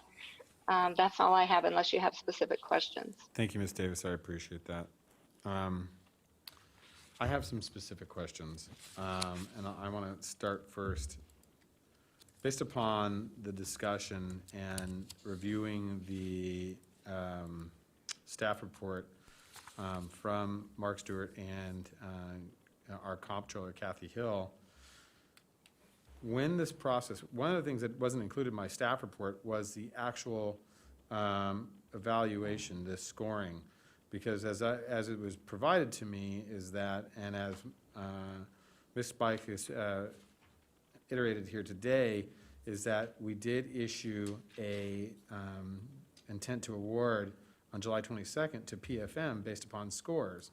I don't see any of these scores of the top 3 vendors that were provided, so I can't comment to that. And then it basically says that there was a clerical error, the scores were not tabulated correctly, and so the intent to award was then given on July 29th to GPA. So I see some challenges to that, and I see some inconsistencies that would have leave me for some pause for concern. Why once after we did the tabulation of the scoring, do we just go back and check scoring every once in a while and to find if we've done clerical errors? Because that seems pretty decent duration between July 22nd and 29th to go back and do a clerical error check on a tabulation. And then once we've done that tabulation to change, I think that kind of throws things. If we've made that error, then I think that gives me some pause for concern. Is there somebody who can answer that for me? Where is that the tabulation of the scoring sheet for the highest 3 vendors?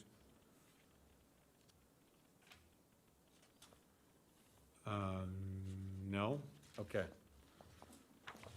All right. Mr. Chairman, Yes.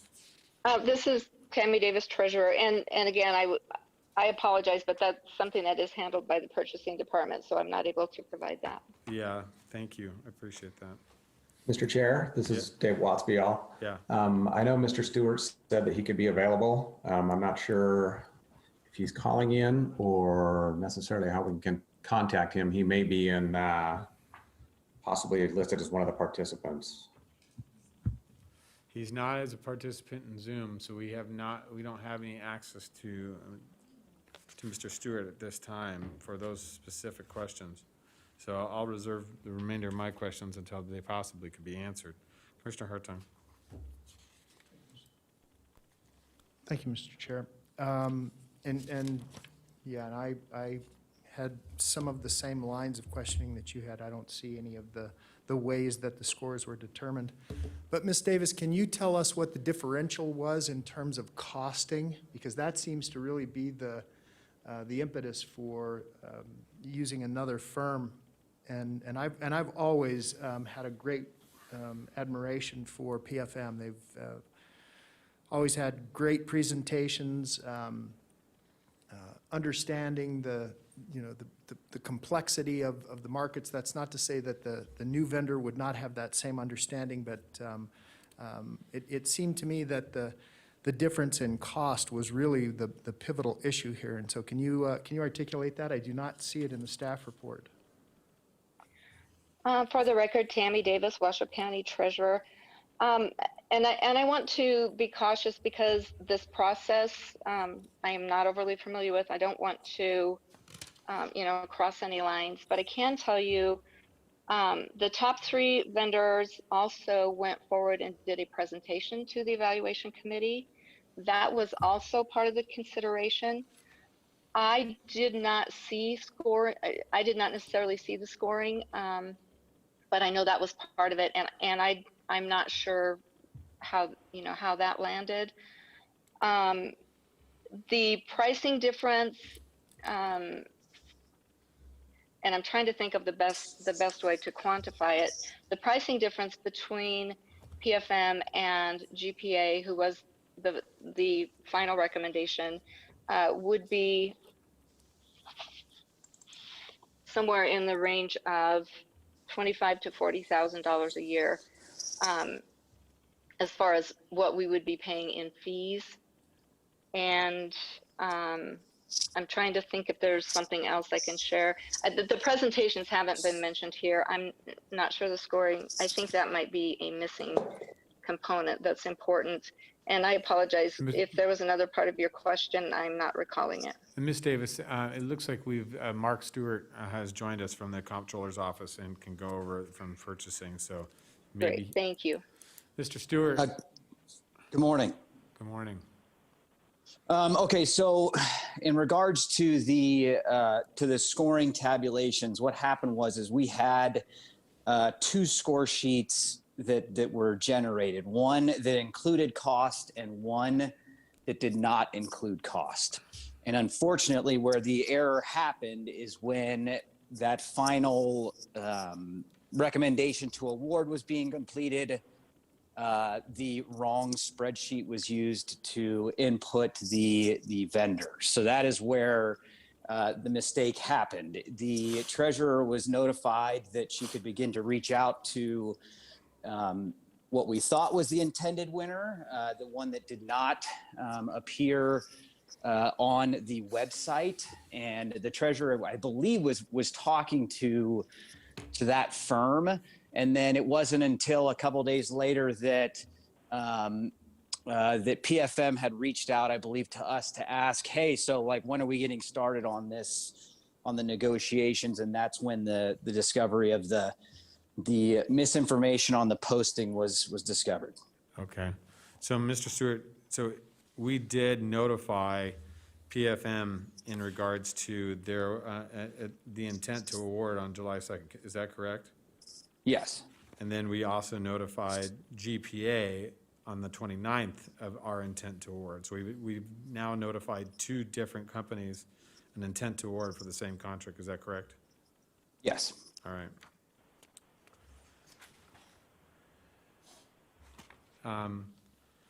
I have some real challenges with this. You know, process is process. And we serve as a quasi-judicial board quite often in regards to these decisions. Whether the process, whether GPA truly was the best or PFN was not, that's not for me to decide, and that's not for this board to decide. That's why we have a contracts manager. It's why we have these RFPs that go through the grant to award scores. I think that they do a good job and usually are meticulous. However, if process did fail, which in my opinion did fail, because either whether clerical or not, I think that it would be my opinion that we do reject the process and have it done over. Just go out again for a clear process, because you can't. I don't think it's fair for anyone to move forward with a process if it was failed, and it does not bode well for our county or our management if we do those types of things.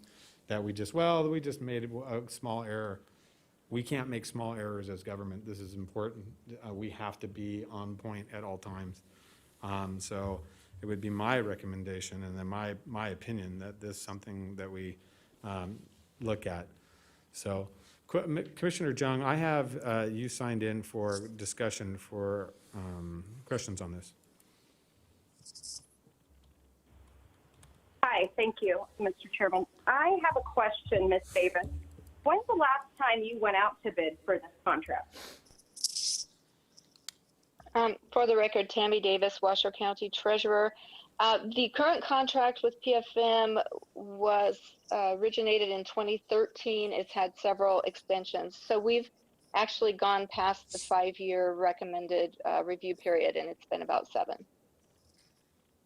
Okay, the other question I have, how much money do they manage? What is their budget, not budget oversight, but how much money are they managing in millions of dollars of our investments? Currently, I believe that's about $550 million. It varies depending on where we are in our revenue cycle, but I believe we're at about 550 right now. Okay, and then my final question, Ms. Davis, because this is the relationship that you have to work with that advises you. I don't know if, I think Monique is a great person, and she certainly can answer any question that this economics major or really a lot of interest in any of that. She's I think they did a great presentation, but I've been pushing you for this for a long time, and you won your office fair and square. You make your decisions. I love to support people in their office that are elected officials. And, I've been pushing for much more progressive investments. I don't think the county dollar should be investing to make the 1% more rich, while then the county has to then pay indigent care, et cetera, et cetera. But I know that's a big lift. It's a big culture change. But I think ultimately, to keep it clean and fair and square, which always government must be, because that's the only thing we can agree on that's sacred in America, which is our tax dollars. Ms. Davis, do you have any concerns if we went back out to bid? I know that there is some proprietary information of underbidding. We went through this with Office Max, if you guys don't remember, and Office Depot, and It's My Community Store. What do you think the best path forward is for you to carry out the duties that you have promised the voters to do, that also manages our liability? Because if it's, I'm not even going to say this part, it just manages our liability in the future and your ability to carry out your duties. Thank you, Commissioner John. This is Tammy Davis again, for the record. I would just say, I think it's important we're following best practices. We went out to RFP. I regret that there was this clerical error made. Obviously, it did not let us have as clean a process as we would like. However, we did go through the evaluation process. I don't believe the clerical error affected the scoring, which was, it was a panel. It was no one person. I can say it would be, I've enjoyed the relationship with PFM. Not changing things is always easier, but I also believe that these processes exist for a reason. And I believe that the evaluation committee did their due diligence, put their, best efforts forward. So I'm confident going forward with the recommendation. I've been confident working with PFM. So I don't know if that helps you or if that answers your question, but. Mr. Chairman, I'm with you. I think this needs to be scrapped and redone it depends what Wattsfield would caution us to do, either on the record or off in an attorney-client. I just think to keep it clean, you throw it all out and throw them back in. Not throw them back in. If they don't want to bid on it, they don't have to bid on it, and you do it completely blind, and you double check the scoring, and it's inevitable. As long as we have human beings on staff, they're going to make mistakes. So this, I'm surprised we haven't had 100 more of these. I'm sure we have, but just nobody appealed, and that's okay too. But I think just to keep, Wattsfield needs to, or whoever the purchasing attorney needs to weigh in on this on terms of, because all I care about right now, after hearing from the treasurer, is what is our liability hanging out here, and how much am I going to pay to save $10,000 to $40,000? Okay. Thank you, Commissioner Jordan. I appreciate that. Commissioner Hartung, I have you signed in. Yeah, thank you, Mr. Chair. And of course, this is just part of the public process. What we pay PFM is public record. And so that gives we'll call it an advantage to someone who bids against them, because they can see what PFM has been paid via those public contracts. So that's a difficult part. I'm not suggesting that the 25 to 40,000 is chump change. It's not. It's significant. But that's a certainly advantage, and I don't know how you get, sort of around that. Thank you. Thank you. Do you have anything, Madam Vice Chair? Here's what I would do, based upon this, and I think, I'm going to ask really quickly for the clerk, is there any public comment? I have no emails, and she's checking Zoom, nothing on Okay. Zoom. Based upon the discussion, now, whether the purchasing selection committee or the evaluation committee was done right, or the RFP was posted properly, or the evaluation was done right and was a small, clear, process is process. And if we, in one way or another, the county, and I say the county, failed to adhere to the process in its best abilities, I think that we failed the system and that we needed to redo and offer. This is a service contract that we accept. I know Ms. Davis is looking to move forward as quickly as possible with whoever the vendor may be. But it would be my recommendation, and I'll make the motion, that we, okay, so he wants, excuse me, Commissioner Hartog, do you have something further? I do, Mr. Chairman, because we're styled, it says, this is a very narrow option for us in terms of possible motion. So I'd like Mr. Watsfield or somebody to weigh in terms of, because it tells us that we can either uphold it or deny their appeal, or agree with their appeal. It doesn't give us an option to go back to the drawing table. I don't see Well, that option. So that's what I'm just want to make sure that, I want to know. My understanding in the discussion during last week with the manager and staff is that, yes, we do have a possible motion that's been provided for us in our staff report, but we do have some flexibility in Okay. the actual, the agenda item. Okay. To make some changes. I just haven't heard legal. Yeah, wording. so, Mr. Watsfield, can you, Yes. kind of clarify for Commissioner Hartung our ability today? So this is an appeal of a decision that was made, and I'm trying to pull up the agenda here. Give me half a second. This gets more complicated when you have 5 and 6 windows open.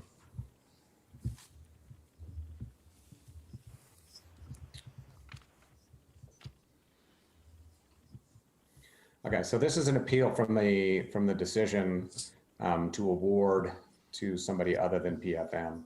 And under the statutes, you have chapter 332.068 sub 2.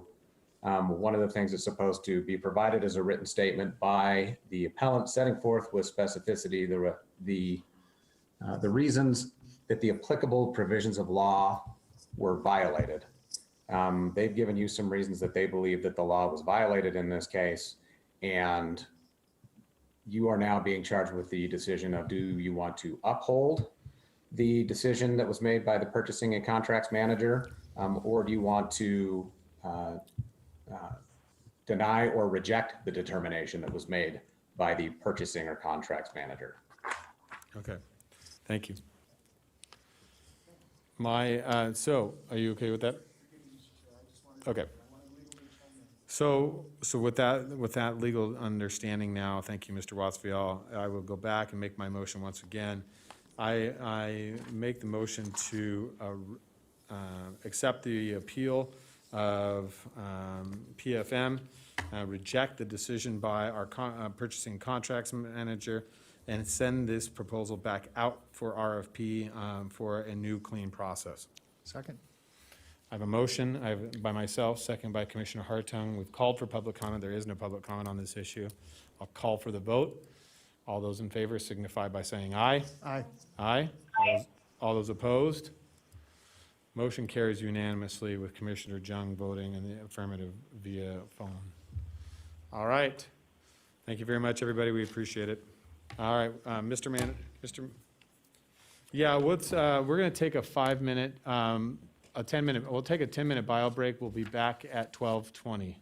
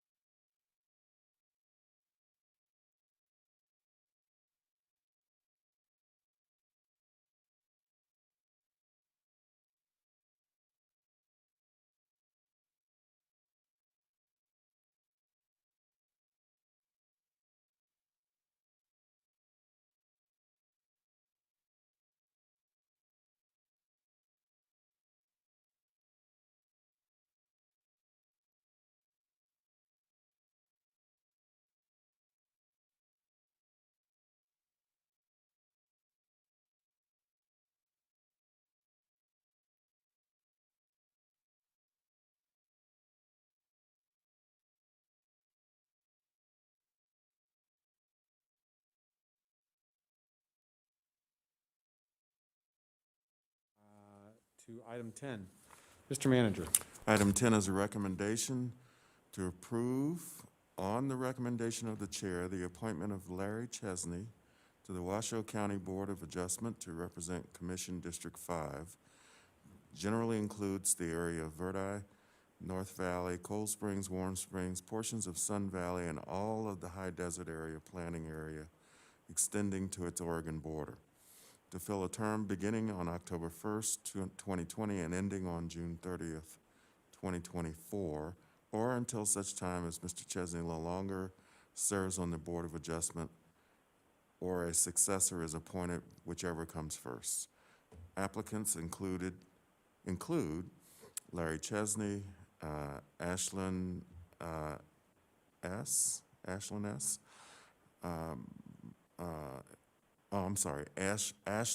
Ely, Kenji Otto, Rob Pierce, David L. Salinger, Vernon S. Walagora. That would be it, Mr. Chair. Thank you, Mr. Manager. Couple things I wanted to make some announcements before we were able to remove his name. Mr. Kenji Otto did ask to have his name removed from the process and for consideration, and did notify staff that he would no longer like to be considered for this seat. But that we had already posted the agenda at that time, so I want to make that that statement and put that on the record for right now. Also, we have quite a bit of public comment in regards to this item, but before we go there, we have Trevor Lloyd is the planner that's with us. Mr. Lloyd, are you with us by chance?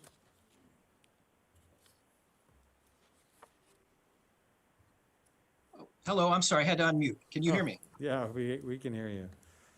Thank you, All right, Commissioner. Mr. Lloyd. Now, my understanding is, and I don't think we need a presentation in regards to this, but I do have some questions in regards to this item. Is Larry Chesney, does Larry Chesney serve currently on the Planning Commission and is the chair of the Planning Commission? Yes, he is. He also serves on our Parcel Map Review Committee as well. Although I believe if he does get appointed to the Board of Adjustment, he would be removed from the, he would ask to remove from the Parcel Map Review Committee. But he is currently the chair of the Planning Commission. Okay, all right. I have some challenges, I have some issues with this because I think there is, from my standpoint, and I don't ever want to step into another commissioner's district and make this about, not approving a commissioner's suggestion. However, I have a concern with duplicity of appointed seats, especially for two of our boards that are appellant boards, the Planning Commission and also the Board of Adjustment, having the same individual. And from my understanding, from what I've been told by staff, is that on the Board of Adjustment, because we needed to move forward with an appointment because of quorum issues, that we've had some challenges with quorum issues at the Board of Adjustment. Is that correct, Mr. Lloyd? That is correct.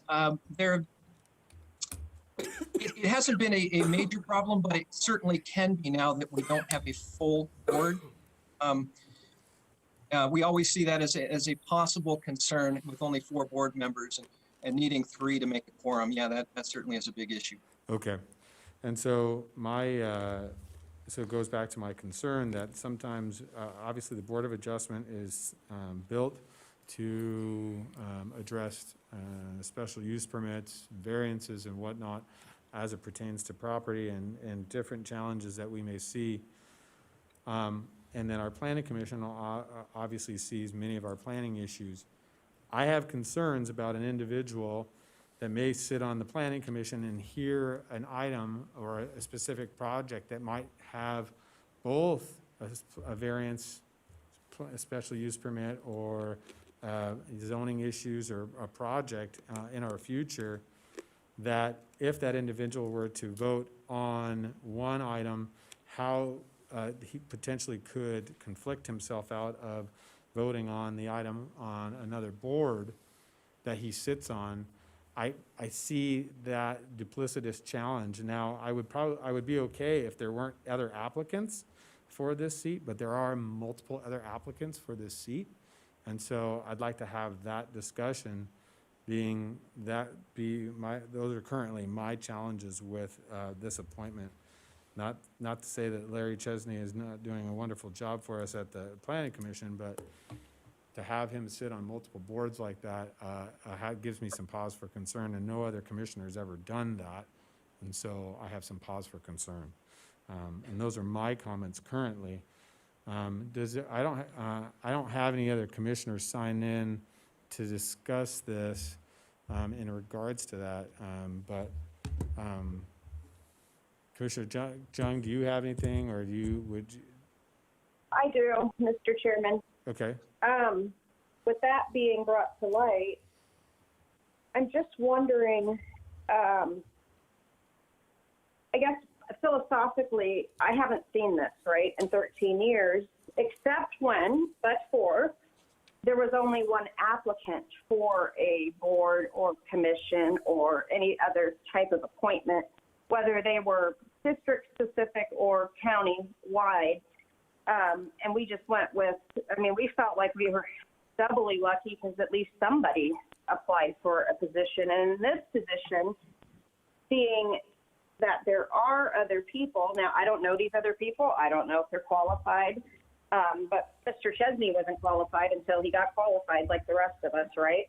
Especially anybody fresh out of school or a training program. You can't get hired because you have no qualifications, so you can't get, or you have no experience, can't get experience because they won't give you any. So I just like to encourage more people to participate in democracy, just as the way I read our Constitution and was highly educated in, that you try to keep and pull up everybody who wants to be on something. So, but I don't know what the Commissioner Herman's reasoning, if any. It might be he's the only guy who knows. I don't know. I don't want to put words in her mouth, but this needs to be something, if we can't do today, needs to be done in the future if we don't have a board policy on that, because that does alleviate the chairman's concerns about that, the multiple boards that are all pretty much reporting in the same structure regarding the same issues. I just would like to see more diversity, but if we don't have a policy, obviously we do have to uphold the Constitution of the state and the United States. So in that spirit, but I don't know any of the other applicants, so I think we should hear from the commissioner. Okay. I have Madam Vice Chair signed in, and then I'll go to Commissioner Herman. Thank you, Commissioner, Mr. Chair. Thank you very much. I think we don't have a board policy about this, having someone serve on dual boards. I also think that these two boards address different issues, and although there's a potential of a conflict, I don't know that that's really an issue that would be of grave concern. My major issue is I have a serious problem telling a commissioner that their choice is not appropriate or not the right choice. And so I understand where you're coming from, Mr. Chair, and I get your points, but the commissioner from this district has requested that Mr. Chesney be put on here, and I really would not like someone telling me I couldn't put the person on it that I wanted from my district. So, thank you. Thank you, Madam Vice Chair. Commissioner Herman. Am I on? I think so, right? Yep, we got you. All right. Mr. Chesney's been a very good commissioner.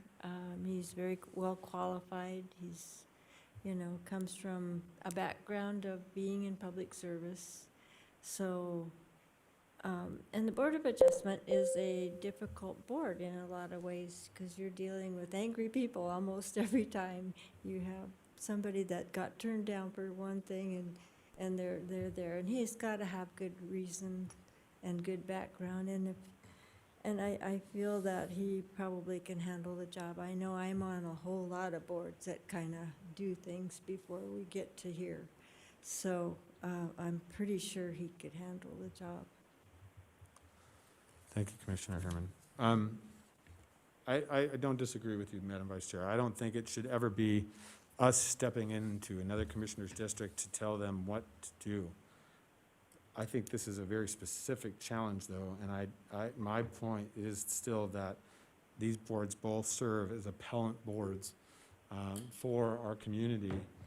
Mr. Chesney currently serves as the chair of the Planning Commission for Washoe County, and I think we need that level of separation. I don't disagree. I'm just saying, can we pick another one of these applicants, being that we've got 5 other applicants, even with Mr. Otto having his name repulled? I think there's some discussion about that, because if that were the case, if this was something we could have done, I mean, it would help us to just either combine the boards, Planning Commission and Board of Adjustment, into one group, so that we're not duplicating staff's time for both of these issues, which has been done before, in my understanding. But if we're going to have 2 separate boards, there should be 2 separate boards of individuals. And yes, to Commissioner Herman's, we do serve on a lot of boards, but we don't serve on any other board that is an appellant to this board. So if you have a issue with the county, you have to appeal to this board at its highest level. But if you appeal to, in a project, if it has special use or anything that may do, you're going to have to appeal to those boards and to serve. I don't serve on any board that I appeal any other issue other than this, so. Commissioner Herman. These, I think we'd have to go to the legislature to change that, so right now, we have a decision to make on whether we're going to accept Mr. Chesney, and I don't think we have any other choice. But, I mean, as far as this was a person that was, approved of by the board, the staff, that they work well together already. I disagree, Commissioner Herman. There are other applicants we can choose from. True. That are qualified and can be appointed to that seat. So, you're more than welcome. Your vote and motions are just as valid as anybody else's. So, I'm just making my concerns clear on the record. And like I said, I would do the same even for myself if it was in this position. So, I'm willing to have more discussion about this. I'm just voicing my opinion. Not anything different from that. I'm not saying that Mr. Chesney's representation on the Planning Commission has never been questioned, or I think he's probably doing a great job. I don't know him very well. But my point is that we are talking about process within our community, and process should be, should be just and fair. And so to get a just and fair, in my opinion, you have to have equal representation across both boards, and it should be separate. So this is my opinion. Yeah, we do have a significant amount of public comment, so we will open public comment, seeing no further discussion by the commissioners. Madam Clerk, can we go to public comment, please? Certainly. First, we have a voicemail from Vince Marco.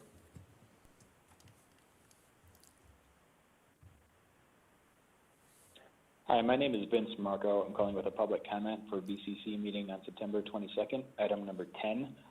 I understand Kenji Otto is up for the Washoe County Board of Adjustment, and I just want to say that I do not think Kenji is a good fit for this position. He has a history of causing problems for his neighbors and in his neighborhood. He has a history of making very inappropriate comments online. I don't think his values line up with the values of this community, and he's proven time and time again that whenever somebody so much as disagrees with him, he's willing to resort to threats and intimidation every time. So I think there's plenty of qualified candidates for the spot. I do not think Kenji is the right fit for this. Thank you. Next, we have a voicemail from Michelle Butler. Hi, my name is Michelle. I am speaking towards the Board of Adjustment for District 5. I heard that a member of my community is trying to be appointed for the spot in the county, and his name is Kenji Otto. I would highly speak against it. He has threatened, belittled, and harassed our community for years. He has threatened and belittled myself. He has recently been under fire within the county commissioner's office when he had posted several racial things online. In our community, we're a very diverse, outgoing, giving, helpful community, and I don't think Kenji fits that description at all. When somebody posts something racial, it hurts others, and we don't need this in Washoe County. Thank you. We have a voicemail from Rebecca Marco. Hello, my name is Rebecca Marco, and this comment is for the DCC of September 22nd and item number 10. My public comment is to speak out against the possibility of Kenji Otto being appointed to the Washoe County Board of Adjustment. I just wanted to speak out because our neighborhood has had a really hard time, and I really don't believe that Kenji Otto is a great representation of our area. He has had multiple times publicly posted some very inappropriate stuff, and it's just something that, as being a member and resident of Washoe County, I don't want him to have any control or speak out against or to speak for us. We're very concerned about some of the other harassment issues. He has harassed multiple residents of Cold Springs, and we just wanted to openly speak out and say that we do not endorse Kenji Otto, and we really don't want him to be considered for this position. And thank you very much. And then we have 6 emails, Mr. Chair. I will start through them. The first is from Irene Kraus. It has come to my attention that Kenji Otto is looking to be appointed to District 5. As a resident of Cold Springs and a voter in the state of Nevada, I adamantly opposed him representing anyone. He is vile, racist, misogynistic, and treats women poorly. I do have screenshots of messages that he sent me, and he has absolutely nothing good that he can give to our community. He supposedly resigned from his last position because he had a stroke. His behavior since then has not improved, and he is completely deplorable. Irene Kraus, Cold Springs resident.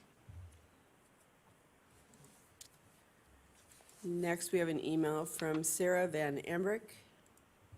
To whom it may concern, I'm writing in today to oppose the recommendation to elect Kenji Otto to the board for the North Valleys. Kenji has done nothing good to our community. He's a racist bully. We need someone to represent the North Valleys that loves the community as much as the residents do. Please take this into consideration before appointing Kenji to any type of role that affects the North Valleys. Thank you, Sarah Van Emmerich. Next is an email from Bonnie Volker. I would like to express my concern with Kenji Otto representing District 5 Board of Adjustments. Kenji states in an application, as a voter, taxpayer, property owner of Washoe County, WC, my philosophy is simple. Citizens of Washoe County should take interest in their government to ensure their taxes are being used wisely and properly. WC is in flux with jobs, housing, homeless, and development, to name a few items. I believe I have the professional and personal background to assist in the decision process of WC by being on the Board of Adjustments. I highlighted in yellow where in his statement, I must speak out. Kenji Otto has a long history of being both verbally abusive, use of racial slurs, threatening physical harm, and intimidations towards the Cold Springs community. we have had recent activity this year towards one of our community members who I assume will be expressing her thoughts on this matter. I started a petition to have Kenji Otto removed from the County Commissioners member at large position. The petition gathered a few hundred signatures along with comments by various community members. Those who object to Kenji holding a community position is a bipartisan issue and is not biased based on political affiliation, gender, or race. We simply do not agree with Kenji's behavior and actions towards people who hold a different point of view. Please see the attachments I provided. Sincerely, Bonnie Volker. And Ms. Volker provided a link to some attachments. I printed them out. I'm not sure. There's a lot of things came up. I don't know that they're pertinent to this issue, but I will place it on the record. Thank you. And next we have an email from Michael and Tanya Taylor.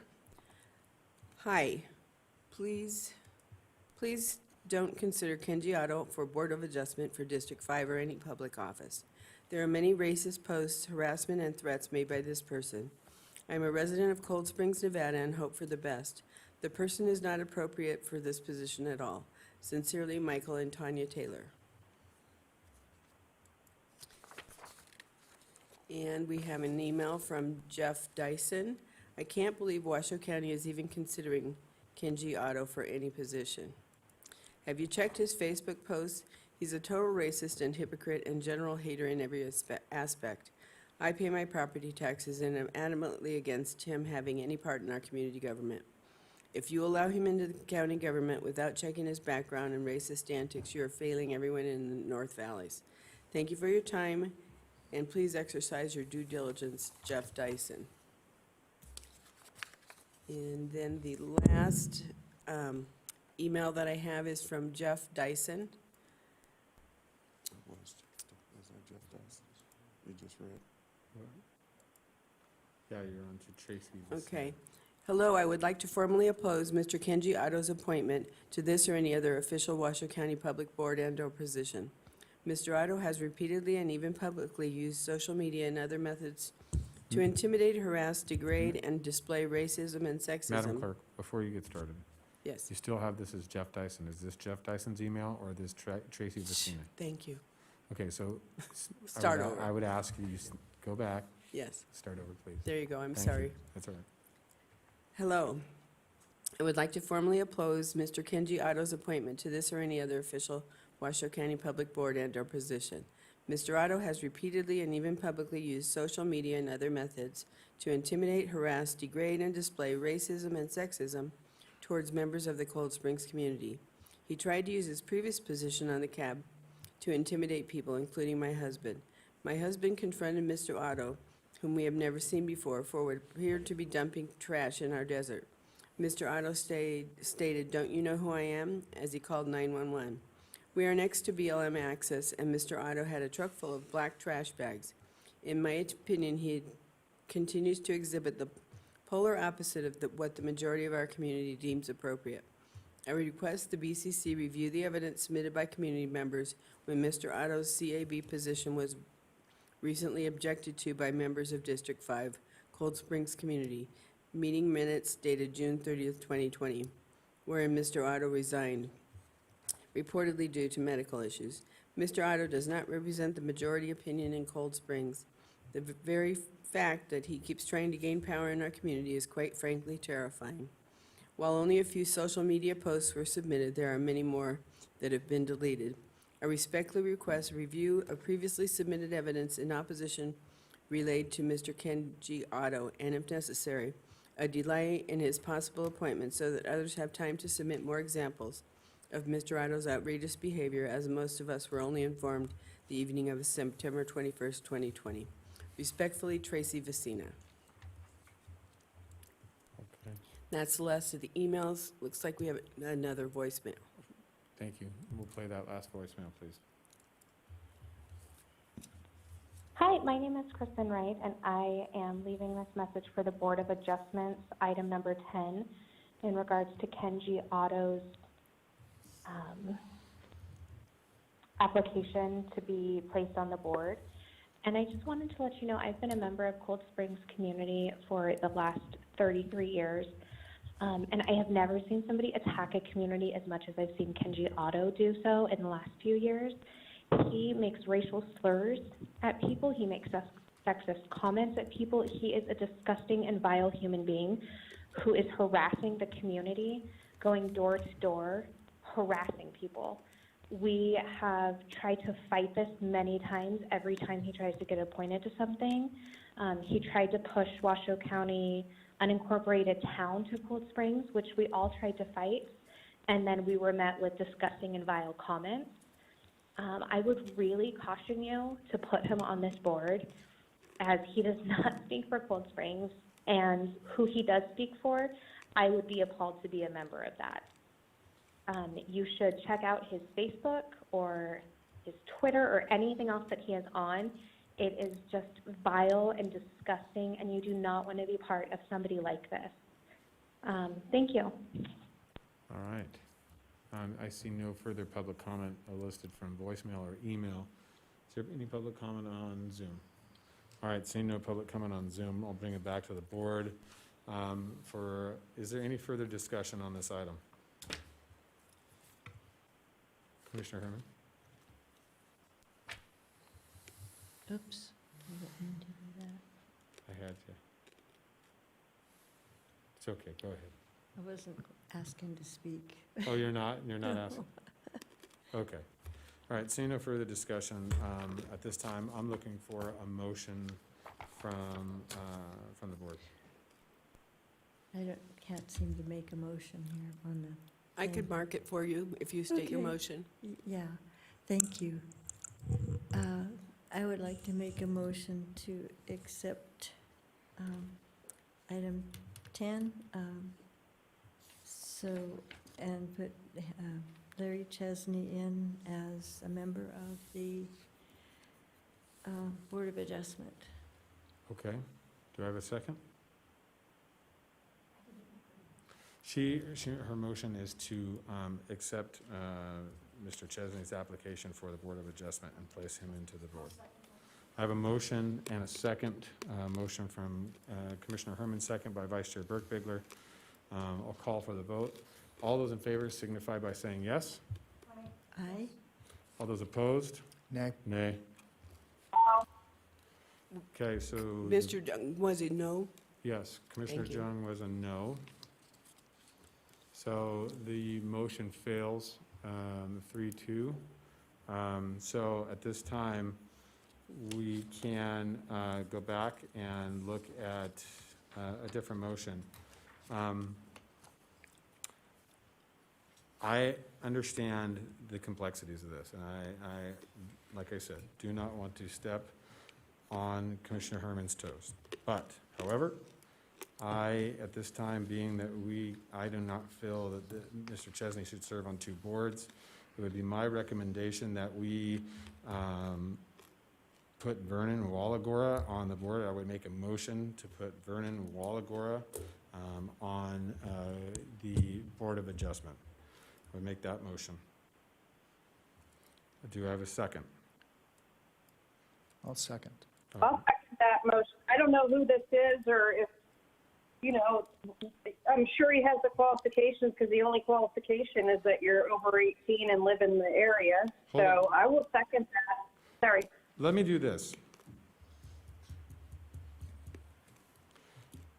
Commissioner Herman, would you be, I don't want to force something down, your throat. And I don't think the board should do that. Would you be amenable to coming back with a different recommendation other than Mr. Chesney, being that Mr. Otto has removed his name out of the applicants? And we can stay this item and move it to another item? I can do that. Would you be acceptable with that? So I can, I pull back my second. okay? Is that okay with you, Commissioner Herman? You want me to make a? No. I mean, what I'll do is, what we could do is just technically come back and do this at a later time, or are you prepared to make a suggestion out of the other names remaining? Let's do it at another time. You want to come back? We'll do it at another subsequent meeting coming up?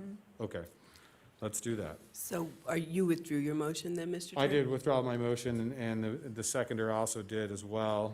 So there is no motion on the floor at this time. And being that the first motion failed, my suggestion is that we stay this item and continue this until a future meeting where Commissioner Herman can come back with a different applicant for the Board of Adjustment. And we'll try to get that as soon as possible on the next agenda. All right, thank you, Commissioner Herman. I appreciate you entertaining that. All right, we are on to Mr. Manager, so we are moving on to our next item, which would be item 19. These are our public hearings. Being that these are public hearings, we'll open the public hearing for a discussion and move on to that. We have a couple of our managers, I mean, not our Mr. Manager, but we do have our planning staff with us. So, Mr. Manager, will you please read number 19 and take us into that, sir? Certainly. Item 19 is to introduce and conduct a first reading of an ordinance amending the Washoe County Code at Chapter 110, Development Code, Article 406, Building Placement Standards, to add a new section addressing industrial zone properties adjacent to residentially zoned property. New standards shall pertain to any uses within an industrial regulatory zone that are adjacent to residential regulatory zone parcels with specific requirements concerning setbacks, screening elements, lighting, and loading and service areas. Proposed changes include, but are not limited to, an additional 50-foot setback required for any industrial use that is adjacent to residentially zoned property. 8-foot-high screening element required along the property lines that are adjacent to residentially zoned property. Limits of 25 feet on the height of lighting standards that are more than 100 feet from the shared property line of any residentially zoned property, and setback requirements for loading and service areas for parcels of 1 acre or more when adjacent to residentially zoned properties, and other matters necessarily connected therewith and pertaining thereto. If supported, set the public hearing for second reading and possible adoption of the ordinance for October 13th, 2020. All right, And if there- Madam Clerk, can I get a bill number, please? The bill number will be 1846. All right, I have a bill number 1846. We do have, before we get into these items, 19, items 21, 22, 23, and 24, these are all master plan, oh no, I'm sorry, this one is not. This one's not. This one's not. Thank you. All right, so at this time, looking for an introduction. Mr. Chair? Yeah, well, actually, I'm jumping around here. Oh. My mistake. Madam Clerk, do we have any public comment? I do not. Being that this is a public hearing. Okay, seeing no public comment. Mr. Commissioner Hurton. Thank you, Mr. Chair. And this is an issue that we've seen out in Spanish Springs, and it's just, in my opinion, a cleanup of the code, and I think, and it's happened everywhere, so this doesn't just pertain to District 4. But I would move to introduce Bill number 1846 with the second reading and possible adoption to occur on October 13th, 2020. All right. So we are introduced. Thank you very much. All right, seeing no further public comment, any more issues on this, we are now on to item 20. Mr. Manager. Item 20 is a public hearing, appeal of the denial by the Washoe County Board of Adjustment of special use permit case number WSUP 20-0002, which is the Boneyard Flat Grading Phase 2, which sought approval of a special use permit to allow the excavation of approximately 1 million cubic yards of earthen material from the Boneyard Flat area to be used as fill material throughout the Eagle Canyon residential area and the Spanish Springs Business Park industrial area. The project is also intended to increase the holding capacity of the Boneyard Flat flood pool. The proposed project is located north of the terminus of the Shawneva Hall Road and south and west of the Pebble Creek subdivision. The board may affirm, reverse, or modify the decision of the Board of Adjustment. In doing so, the board may directly grant all or part of the special use permit request. All right. So we have this, this is a public hearing for these, the appeal of the Board of Adjustment special use permit case. And we have with us, I believe, the applicant is represented by Derek Kirkland for Bonelight Yard Flats. He's joining us via Zoom today. So, Can I and make we some also have comments staff, before Roger Pelham Yep. from staff that's here. So we can do that. We usually allow the appellant 10 minutes to do a presentation, but Commissioner Harting, do you have some questions you want to jump into first? I don't have any questions. I have deep history at this end of the valley. Having lived out there for 33 years, I know a great deal about Boneyard Flat. It historically is a closed bay. Not historically, it is a closed basin. If you look at the aerials of this area from satellite, you can see very clearly the alluvial fan that fed this basin. There have always been high level of naturally occurring nitrates in this area. If you were to dig a well out there, you would find that there's high levels of nitrates because it was a lake at one point. It was the last vestige of a lake in Spanish Springs. What they're asking to do is to remove 1 million cubic yards. And I'd like to just put that quickly into perspective. 1 million cubic yards. A cubic yard is 27 square feet. So that's essentially 27 million cubic feet. If you take and divide 325,851, which is an acre foot, into that, you come up with almost 83 acre feet of additional storage, thus giving us it's about a 40-acre parcel, giving us about 2 more feet of storage in this. This is a retention pond. It is not a detention pond. It's a retention pond. It's not costing taxpayers any money whatsoever. HACO has agreed to do it 100%. This just gives us additional protection at that far end of the valley. I actually don't even understand why it was denied by the Board of Adjustment to begin with, although I know that there was some concerns with respect to groundwater. I know groundwater out in that far end of the valley is a little higher than it is across the rest of the valley. There are no municipal wells out there. There are some domestics, but they are to the east. This is a very sort of high clay area. Water runs off very readily, and I'm thankful that HACO is willing to do this, and the residents of Spanish Springs don't have to pay from the North Spanish Springs stormwater utility for this additional capacity, because then everyone out there pays into it, including HACO and all of the adjoining residents. So if I understand completely the need for the appellant to come forward and give us a presentation, but I can tell you, I wish we could do this in other places in the region by creating more capacity in some of these basins.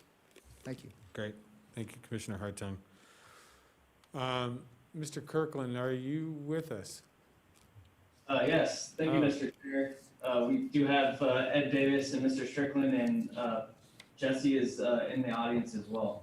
Great.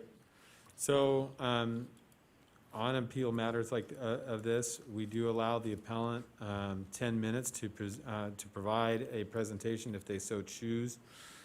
Mr. Kirkland, at this time, do you feel like you would like to present? Do you have something to present in regards to the appeal, or? We do have a presentation. If you like, I can run through it real quick and just kind of touch on some of the some additional information other than what the commissioner had already talked about. Or we could just be available for questions. It's really up to you guys. All right. Are you ready? No, you're good? Okay. It sounds like, Mr. Kirkland, we're, all of our commissioners feel very pretty comfortable with this issue, so we would ask questions if we need. Are there any questions of staff in regards to this issue? All right. I'm not seeing any. Is there any public comment, Madam Clerk? I have no emails. All right. Anybody on Zoom? All right. Seeing none. This time, I would look for a motion from the board. Commissioner Hartung. Thank you. Move to accept, whoops, excuse me, I apologize. I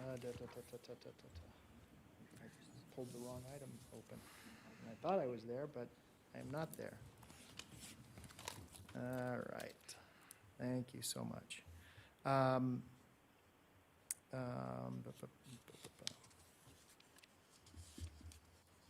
So, I think I'm right there.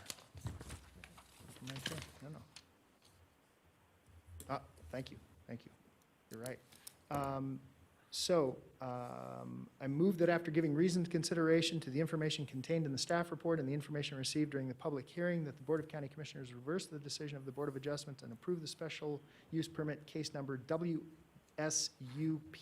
20-0002, Boneyard Flat Grading Phase 2 for Spanish Springs Associates LP, with conditions included as Attachment D to the staff report, being able to make all 5 findings in accordance with the Washoe County Code Section 110.810.30, including consistency, improvements, site suitability, issuance of that is non-detrimental, and there's no effect on a military installation.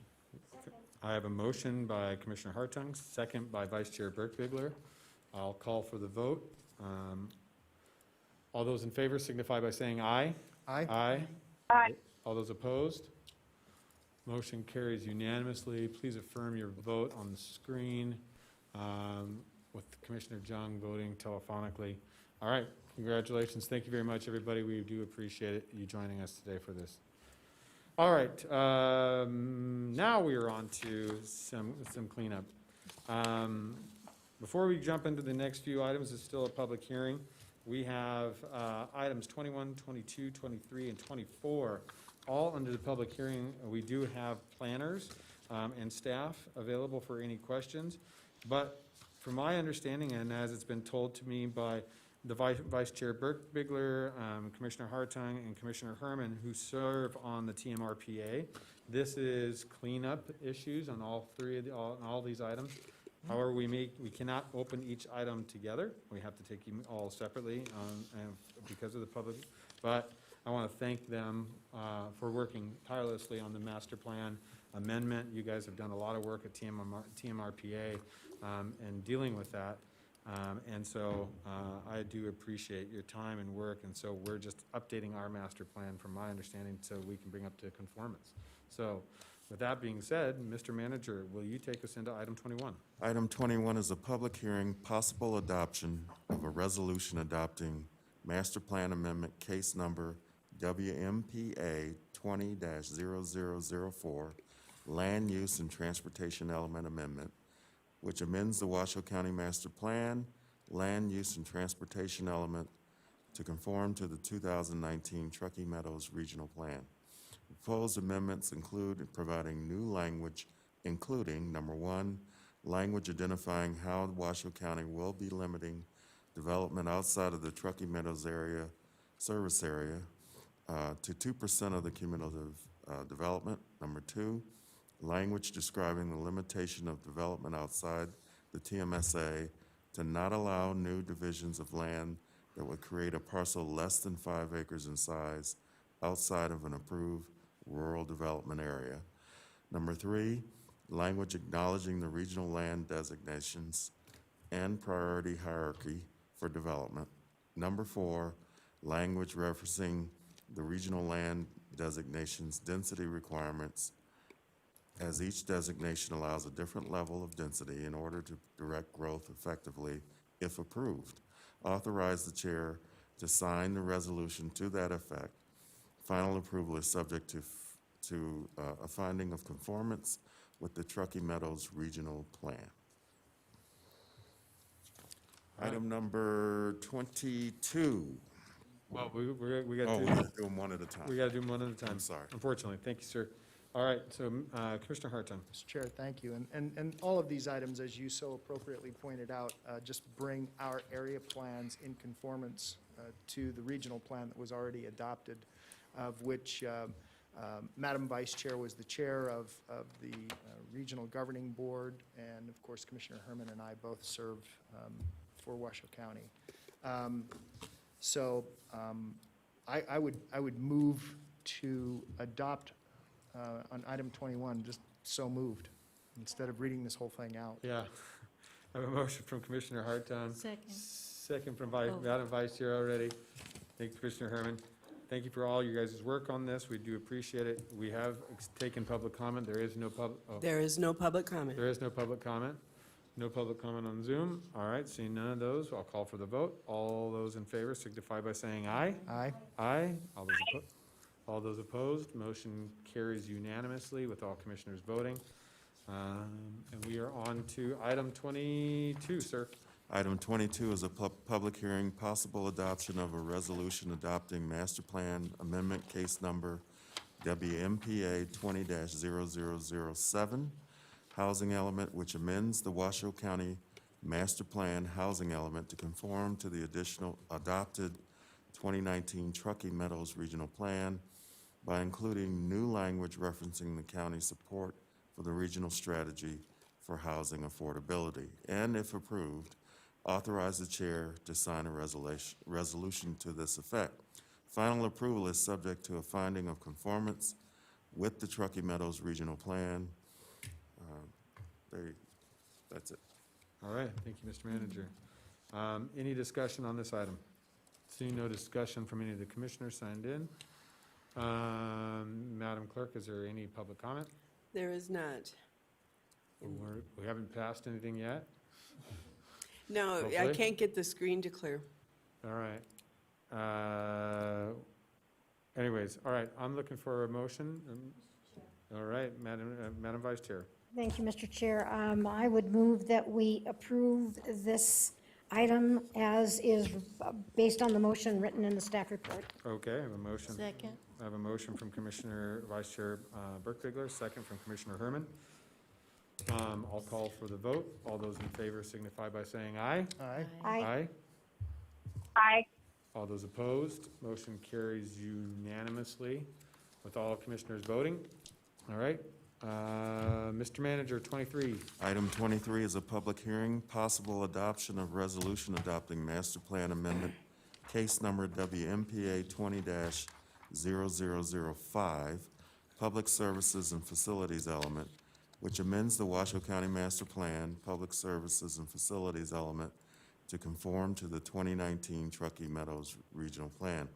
The proposed amendments include providing new language referencing the list of facilities and services standards, new language recognizing the promotion of facilities and services in line with the priority hierarchy of development, identifying the water and wastewater infrastructure will not be extended from the Truckee Meadows service area to the rural area, except for the management of reclaimed water as a method of effectively manage reclaimed water from wastewater treatment facilities. New language acknowledging use of the Regional Waste Management Plan, wastewater management, use of the Regional Water Management Plan. It's called the rump, by the way. Thank you. You didn't know it is. It's And really addressing the called regional rump. plan requirements for regional utilities corridor and sites. The TMSA is the area within the county where municipal services such as water and sanitary sewer are available for development to use, thus allowing denser development. The RA, by contrast, is outside the TMSA and is the area within the county where municipal services such as water and sanitary sewer are not available for developments to use, thus allowing less dense development. If approved, authorize the chair to sign the resolution to that effect. Final approval is subject to a finding of conformance with the Truckee Meadows Regional Plan. All right. Madam Clerk, do we have do we have public comment for the public hearing? I have no emails. All right, seeing no public comment, is there on Zoom? Seeing Mr. Chair. none on Zoom. Commissioner Hartung. This is an item that's near and dear to my heart. I would move to approve item number 23 as adopted in the staff report. All right, Second. I have a motion to adopt. Do I have a second? Commissioner Second from Commissioner Herman. All right, I have a motion from Commissioner Hartung, second from Commissioner Herman. Call for the vote. All those in favor signify by saying aye. Aye. All those opposed, motion carries unanimously. All right, ladies and gentlemen, as much as you guys enjoy this stuff, we are on to our last public hearing. This is for our final of changes here, Mr. Manager. All right, item 24 is a public hearing, possible adoption of a resolution adopting master plan amendment, case number WMPA 20-0006, population element, which amends the Washoe County Master Plan population element to conform to the adopted 2019 Truckee Meadows Regional Plan by including language recognizing the use of the most current adopted Washoe County consensus forecast and removing specific data from the previous Washoe County consensus forecast. If approved, authorize the chair to sign a resolution to this effect. Final approval is subject to a finding of conformance with the Truckee Meadows Regional Plan. All right. Madam Clerk, is there any public comment on this issue? I have no emails.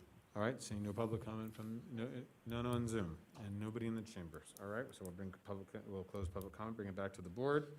All right, Commissioner Herman, would you like to make a motion on this final one? Well, I'll let Commissioner Hartung. You like Commissioner Hartung? All right, Commissioner Hartung? Okay, motion to approve as adopted in the as recommended in the staff report, Mr. Okay, Chair. I have a motion from Commissioner Hartung. Do I have a second? Second. Second from Commissioner Herman. Motion and a second to adopt. I'll call for the vote. All those in favor signify by saying aye. Aye. Aye. All those opposed? Motion carries unanimously with all commissioners voting. And ladies and gentlemen, thank you very much. We've gotten through our day. All of our agenda items are now complete. Mr. Manager, that takes us to our final public comment, item 25, sir. Item 25 is public comment. Comment heard under this item will be limited to 3 minutes per person and may pertain to matters both on and off the commission agenda. The commission will also hear public comment during individual action items with comment limited to 3 minutes per person. Comments are to be made to the commission as a whole. Thank you, sir. Madam Clerk, do we have any public comment? I have no emails. Oh. And no Zoom. No emails, no Zoom. All right. Seeing no public comment, we'll close public comment. We are on to item 26. This is Commissioners and County Managers' announcements. Mr. Manager, anything during the meeting that you'd like to announce? One item, Mr. Chair, very quickly in response to Mr. Ezel's comments earlier about CSD. I'll look into that matter, but I do want to point out to the commission and to the public that in part this is the new normal. We actually are watching the productivity of our ability to issue permits and do building and services transactions. And they're up about 80% versus a year ago in the current environment with people working remotely. We are bringing them back. They are open on Tuesdays. And but what we're finding is the productivity is actually up, even though it may not appear so in relation to what people are used to seeing when they walk in the building. Having said that, I take those comments very seriously and we'll be looking into it. That's it, Mr. Chair. Thank you, Mr. Manager. Commissioners, do we have anything final? Commissioner Herman. Yes, sir. I just wanted to make a comment about one of the items that has caused a lot of people a lot of grief it was one of the public hearings and one of the changes to our master plan, and that is, just a little background, nowhere I've ever lived did I ever see industry right next to residential. It just, in all of my planning training and whatnot, I've never really seen that being done that way. I mean, you'll see maybe apartment structures, something like that to break it, or commercial or something like that. But here and so I have so many people that call me and complain about the lights on the big warehouses shining in their bedroom window and things like that. And so I was so glad to see that happen. Yeah, thank you. Thank you. Any further comments from you, Commissioner Hartung? Commissioner Jung? Nope, seeing none? No, thank you. Good. Thank you. Madam Vice Chair, you got anything? I have one thing I'd like to point out, because we are One Nevada and we support our state as a whole, Mr. Manager, would you just show everyone your tie today? He is a diehard Raiders fan, and last night, our Las Vegas Raiders played in the Allegiant Stadium for the first time last night. It was a massive accomplishment for our sister county, Clark County down south. We wish them all the best, and the Las Vegas Raiders a great season. Just win, baby. That's right. And then, Mr. Manager, I do want to bring back an item, though, to discuss, if we can, duplicity on our boards. Let's get that, can we get that on the agenda? But, dual representation on those boards. I'd like to see about a policy about that, so we can discuss that at a future meeting. Can you bring that? That'd be great. All right, seeing nothing further, everybody, have a wonderful rest of your Tuesday. We are adjourned.